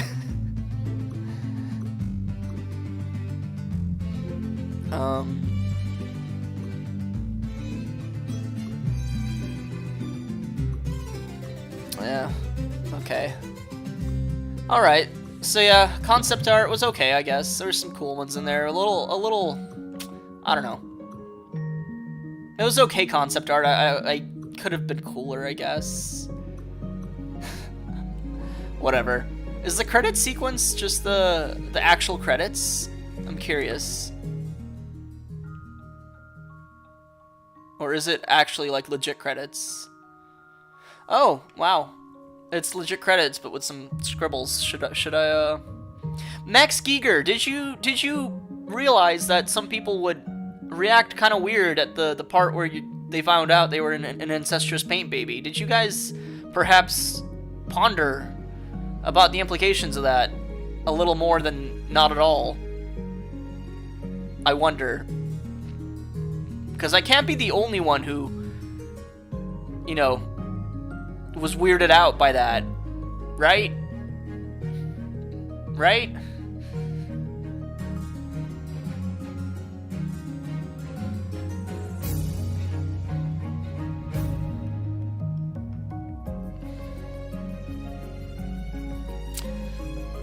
Yeah, this style just makes faces that smile look kind of weird. That's kind of all it is. Like, if you ever line trace your face when you're smiling, like say you, like, there's tons of programs that, you know, you take a photo and it turns into, like, a sketch. Anytime you smile and the sketch, like, emulates the face like that, the face is gonna look creepy. It's just like, yeah, there it is. Like, it's just unavoidable in this sort of style. If you smile, your face will look creepy. It's really just kind of a caveat of that sort of semi-realistic line trace art style, is every smile will look odd. That guy's hat was pixelated. Did they just, like, censor that guy's hat? It's weird. Hey, that guy looks like me. Steve Johnson looks kind of like what I look like. What the hell? Can I scroll back up to take another look at Steve Johnson there? Because that looks like somebody took a photo of me and put it through that line work app or whatever. She probably has the least creepy smile out of all these. Oh, man. Okay. Got the chest hair in there on Joshua Bueller. He's like, make sure you guys get my chest hair. It's my most striking feature. Now, Chris Oates may as well be the king himself. Like that, he's got like a kingly profile there and just needs a beard. I don't want to like shit talk these people's appearances. I really didn't mean to start that, but I kind of just want to see what the sketches look like of the creators. That one's not that bad. That one's pretty good. Julius Adrisa, or however you pronounce it. It looks like these ones in profile look decent. These could be like in a comic without people being like, oh. Peter Scaturo, music supervisor, you did a good job. The music in this game was phenomenal. Like, really good tracks. I am overreacting a little bit about the incestuous pain baby thing. I admit, like I'm making it more front and center than it was ever meant to be, and I'm sure they didn't want people to interpret it that way in the first place. But like, I don't know. If you're gonna have a character create his own family if you're gonna have a character construct something he then has sex with and then has a family with, you gotta get into that weirdness and really explore it for all it's worth and like milk it for all the weird ass like psychological things that are there. Like, if somebody creates their own wife and then impregnates that wife and has a child and you play as that child, I expect it to be more fleshed out than like not really at all, because they treated it as if it was like a normal family for all intents and purposes. Like, there's no kind of acknowledgement of like, hey, like, what, like, okay, that's not fair. They examined it a little bit, because the wife had that whole thing where she couldn't finish anything she ever tried to create. She left the guy in the middle of the night, I guess. Apparently she died and the kid ended up in an orphanage. Like, clearly there was some shit going on there, but they actually didn't dive into it very much. Like, it really seemed like the king was not only obviously like a pompous, self-entitled like jackass, it also really seemed like he mistreated the wife he created for himself a bunch. Like, it really seemed like he basically made her have like a mental breakdown or something, or just made her like leave in the night with her child. Like there was some dark shit happening there, and I don't know. I feel like they didn't explore the psychology enough, and like putting all these things into like a children's storybook type layer, like cover like that. I don't know. Like, I feel I wouldn't be as weirded out by the fact that I'm an incestuous paint baby if that fact was more explored. You know? I have not heard of the story All You Zombies, no. Yeah, I'm actually also surprised at how many people there are involved in this game. I thought it was like maybe, 10 people tops. But look, like, these credits are pretty lengthy. These are some lengthy credits. I am kind of surprised. Wow, first party quality assurance. Holy crap, they even have that? Was this game actually... This isn't even an indie game then, is it? It looks like it was sponsored by Sony? Is that right? I wasn't really paying attention, and then I saw publisher Sony thing up, like, wait. Yeah, 2014 Sony Computer Entertainment America LLC. This was fucking published by Sony. This is not an indie game at all. Weird.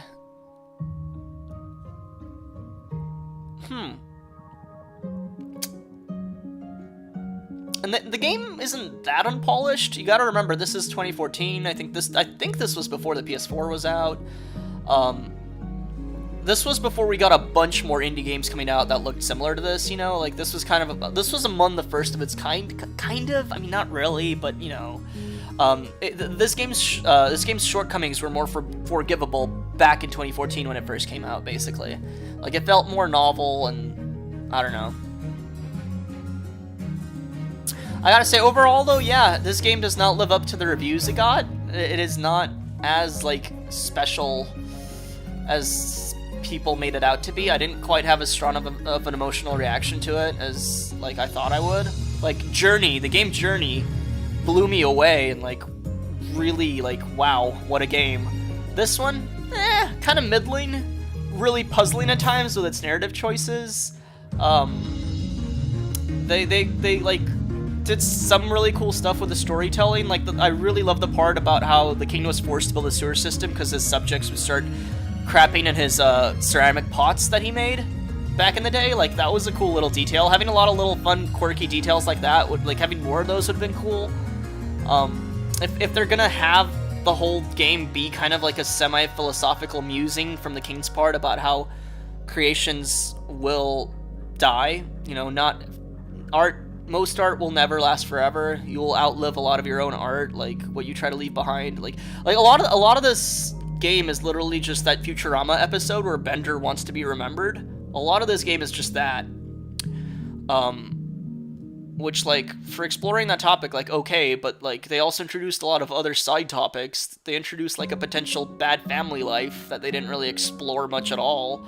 And for how much they made the king a jackass, they kept, like, trying to make him feel, like, redeemable or relatable or something. And he really, like, wasn't a relatable character at all. Like, the presentation frames the king as, like, this relatable character who's a jackass. But in actuality, he's just a character who's a jackass. And, like, the framing devices were a bit weird. Then there's the whole fact that the story is about, like, us meeting our father that we never knew, and that whole thing was, like, I don't know, I have so many, like, small complaints about how the package doesn't quite come together right, that I don't even know where, like, to start on them, and, like, it basically feels like the parts don't add up into a cohesive whole nearly enough, from a narrative standpoint. Ignoring the incestuous paint baby thing, of course. Like, which, I will admit, again, I overreacted kind of for fun, mostly. Well, not for fun, but, like, it really caught me by surprise. But I kept running with it as kind of a running joke. Like, I was overreacting on purpose a little bit. But, like, it is still weird. It is still kind of goddamn weird. I don't know, it's weird to include and then leave unaddressed to the level that it was, which I already said. I don't know. Okay. What did I caught fire once clip? Just me talking about it more. Yeah. Alright. Alright, this has been Unfinished Swan. What a weird fucking stream. I'm glad some people joined in. I had, like, almost nobody watching when I first started. But yeah, a few people joined in, like, by level 2, which nothing really major happened in level 1, so I'm glad you guys got to see, like, my unhinging in progress as the game got weirder and weirder with its, like, narrative. I feel like they didn't know what to focus on. That's, like, what's so weird to me. Okay, so it starts out focusing all on, like, you, the orphan, having, like, you know, post-traumatic stress, I guess. After your mom dies, you go in a fantasy world, whatever. The fantasy world may as well be real for all intensive purposes, because it's a story, you know? Like, it's one of those stories. It's, like, kind of like Over the Garden Wall. Like, is the unknown real? Oh, it may as well be, because, like, it doesn't really matter, so it may as well be. So it started to kind of like one of those things, right? And then it, like, transitioned quickly from, like, quickly your character lost almost all characterization and just became a passive observer of the king's life. Like, quickly your character stopped mattering entirely, and the king became the main character, and we kind of just got, like, basically, Monroe, I think our character's name was, as soon as he, like, got to the blimp, his arc was over. Like, who cares about Monroe at this point? Doesn't matter. What is he feeling when he meets his father? Doesn't matter. Is he overcoming his mother's trauma? Doesn't matter. I guess he did in the end, because he got a magic paintbrush from his dad and he painted a thing, but, like, and he's happy, I guess. I don't know. As a way for a child to cope with the trauma of, like, losing their loved one, like, this is the weirdest way they could have possibly done it, by making him go on like, a trip where he meets a king that was a total jackass and gets a paintbrush from him, and I guess he painted, so his mom would be happy because he painted a thing. Like, what? Could have painted a thing with any other paintbrush, I guess. I don't know. It's like it lost its, like, focus, and as it lost its focus, it became more and more, like, muddled and awkward with what, like, we were supposed to be taking away from the experience. And then the levels were weird as well at times. Like what was up with the spraying the water? Like from a narrative standpoint, the whole, like, okay, this level you had black paint. This level you're squirting water around. Like, what? Like, it was kind of just jarring, in my opinion, at least. It was quite jarring. And then the whole Tron thing just caught me way off guard when we entered the blueprints, and all of a sudden we're in, like, Tron land. Like, that was the most jarring thing for me ever. That completely broke any immersion I may have had up to that point. Is like, wow, we just jumped from a forest level into fucking Tron world. Which, may I add, when we design things in Tron World on the blueprints, they appear in real life, but there's still trees around us because the area is still forested. Like, I don't know. It was just like graphically, like artistically and like graphically and stuff. That was like really jarring. I can't say I like didn't like it though. Like, it was fun little like mostly chill like time sink or time not time sink, but it was like a fun little way to pass the time. And it was kind of like amusing and quirky at times, at least. It was kind of fun. Like the ending credit sequence, I think was really cool. When those vines stopped pathing in the right correction and just would not grow. Like, I was on the edge of the vine squirting water for how long? And then I just decided to drop off, had to reclimb the vines, get to that part again, and then it still took a while for that vine to go upward to allow me to progress. Like, other than that part, the credits were really cool. Like, I really liked going back to the kingdom and the king being like, oh, this hoodlum is destroying my things, when it was you know, in the early game. And, like, that was a neat little sequence, and the king having the grand epiphany about the heat death of the universe was a little too much on the nose, maybe, but it was kind of fun. Like, it was fun. Like, it was fun. Like, I guess that's what I give the game. It was fun, but it's kind of a muddled mess. It was a fun, muddled mess, I guess. That's my thing. Yeah. Unfinished Swan, a fun, muddled mess with incestuous paint babies. Yeah. I think when I upload this to YouTube, I would really love to title the video, like, the saga of the incestuous paint baby, but I feel like that would ruin the surprise, so I'm probably not gonna, like, title it that. Also might get flagged, because that's kind of a weird title. So yeah, I probably will just give it a generic name. Or maybe I'll write what I thought of the game in the title as, like, Unfinished Swan, a muddled but kind of fun mess. Yeah, okay. Wrapping this up. I am going to start recording the Gumbaldia review. I finished writing the Gumbaldia review a couple days ago. Or, actually, I finished it completely yesterday, but I was pretty close a couple days ago. I kept postponing it. So, I'm gonna record the review in, you know, momentarily. When I shut down the stream, switch laptops, start that, get it recorded. Gonna start editing the audio today for sure. Gonna probably start editing the video as well. I will most likely finish editing the video tomorrow. And I'm planning to upload it Saturday morning, for Gumbaldia. That's the plan right now. And then Saturday around noon, I will be streaming Night in the Woods. I'll start with the two, like, side games that the Weird Autumn Edition has, Lost Constellation and the other one. So I'll start with those, but I guess they technically fall under Night in the Woods. But yeah, Night in the Woods on Saturday and Sunday, around 1 o'clock. Saturday I'll probably stream it for quite some time until my voice gets tired. On Sunday I'm probably only going to stream it for about 3 hours or so, I think, tops. Don't think I'll finish it, but we'll see how far we get. Yeah, no, if I'm playing Lost Constellation, I think Lost Constellation, people told me, takes about an hour to 2. And then the other one takes about 20 minutes. So yeah, and then Night in the Woods is supposed to be about 8 hours, but because I'll be reading everything, it'll probably take way longer. Like, because reading things out loud takes way longer than, you know, reading them normally with your brain instead of your mouth. And yeah, I am wrapping up. I am indeed wrapping up. Oh, speaking of, actually, hold on. I caught fire once. Thank you very much for the bits. You always seem to give me a few bits near the end of streams or before you jump out. Thank you very much. I appreciate it so much. Real quick though, back on the topic of the Unfinished Swan, before I leave for good, I just have to comment that, like, Loch Ness style monster that appeared on the first level and reappeared again around the time we were seeing the sharks. Unimportant.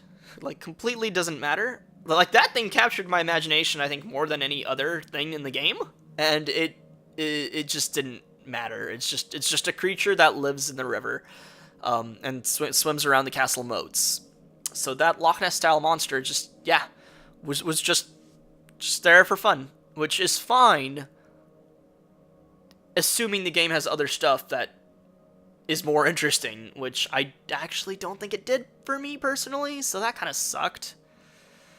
Would have been really cool to like get maybe a little bit more of a interactive experience with it at some point, you know, but we never did. It didn't matter. I actually thought it was going to show up in the little stream when we were having that ball be guided down, you know. I thought it like when the ball finally gets to the final bit of water, I thought maybe it'd be there in like a big lake or something. But no, it just didn't matter. Just random wildlife, I guess.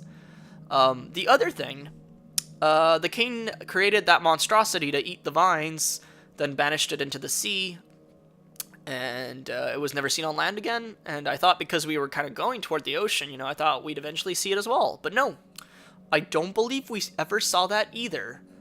And the only enemy we actually had were those weird, like, evil spiders that were completely not set up. Like, one appeared in the early game, but we never got to see it out of the darkness. All we saw were its eyes. But, like, just random large evil spiders. Just random wildlife, again, I guess. Like, you set up this monster you created only to not use it, and instead have us be attacked by random spiders. Like, not satisfying. Like, I was actually really looking forward to that giant monster that the king left half-finished that almost threatened his entire kingdom. But apparently it just didn't matter, I guess? I don't know. I mean, the way the story went is it seemed like it because it was made of paint, it got dissolved in the ocean. Like, the ocean turned black for many years, I guess maybe because the thing was, like, the paint was slowly, you know, thinning out in the ocean over time or something. But, like, I don't know. I expected something from it rather than, like, nothing.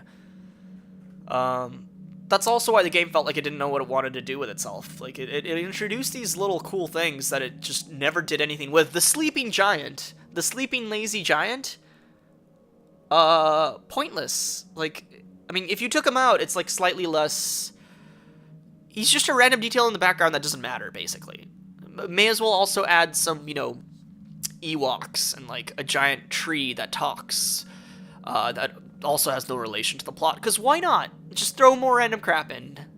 Throw in that dragon that you said might get attacked. Like, there was a mention that a labyrinth that extensive might attract dragons. Throw in the dragons. Let's not do anything with the dragons or ever have them talk to us or interact with them, but, like, throw in the dragons, why not? Like, it's unsatisfying levels of world, it's like little unsatisfying world building things, like, have a giant, mention he's lazy, mention he didn't want to do things for the villagers, just have him sleeping in the background the whole time doing absolutely nothing. The closest we got to interacting with him was as we left the area, the narrator said that Monroe waved goodbye to the giant, that may I add we never even saw the face of, at least during my playthrough. Maybe you can, like, climb to a certain vantage point where you can see his face or something, and I missed it, but, like, I doubt I missed anything super, like, vital as far as that giant goes. I really doubt there's anything like that in this game. Like, just more things to contribute to the fact that this game is kind of a muddled mess, like I said. Yeah, don't regret buying it for $3, but it's... it got reviewed way more highly than, in my opinion, it should have. Little Nightmares was way more fun of an experience in a similar amount of time. I mean, completely different games, but, like, similar in length. I would say kind of similar in scope, maybe. Completely different themes, completely different storytelling, completely different gameplay, completely different graphics, but, like, similar length and similar scope is what I would say they share. And Little Nightmares was, like, actually really great to play. Whereas this was kind of like, it was okay. It was kind of fun. Kind of weird, kind of fun. Anyway. Alright. End of stream rant over. I feel like this isn't so much a rant as a review of the game. So I kind of don't feel bad for going on this long about it, because I've been talking about the game the entire time. So I feel like it's kind of fitting. But yeah. Yeah, this has been Unfinished Swan. Thanks for tuning in. And look forward to the Gumbaldier review either tomorrow night or Saturday morning. And then I hope you guys join me when I stream Night in the Woods. That should be lots of fun. I will be retreading some parts of the game, but I will be doing the Greg route instead of the B route, so some of it will definitely be new to me. Those are great emoticons. I got fire ones. He put like tentacles and a fish, like a fish looking like it's very frightened, a wide-eyed fish. I don't know what that's supposed to mean, but those are some cool emoticons. Anyway, enough of that garbage. Goodbye, everyone. Thanks, and yeah, that's it. I hope bees don't invade my house in the next few days. I hope they don't make their way out of the duct somehow. Don't know how they would. It's taped up right now, but yeah. Bees in the house, not too cool. Hope that doesn't happen again. I hope that's like a once-in-a-lifetime type situation. Be nice, wouldn't it? But probably, as humans continue to develop more and more urban land, or as humans get more and more urban land to house our ever-growing population, I assume bees in the house will become a pretty common occurrence as time goes on, unless we just kill all the bees, which we should probably not do, because then our food supply will go down pretty significantly. Alright, what a weird end to this stream. Now this is a ramble/rant. This is for sure one. Alright, bye! See ya!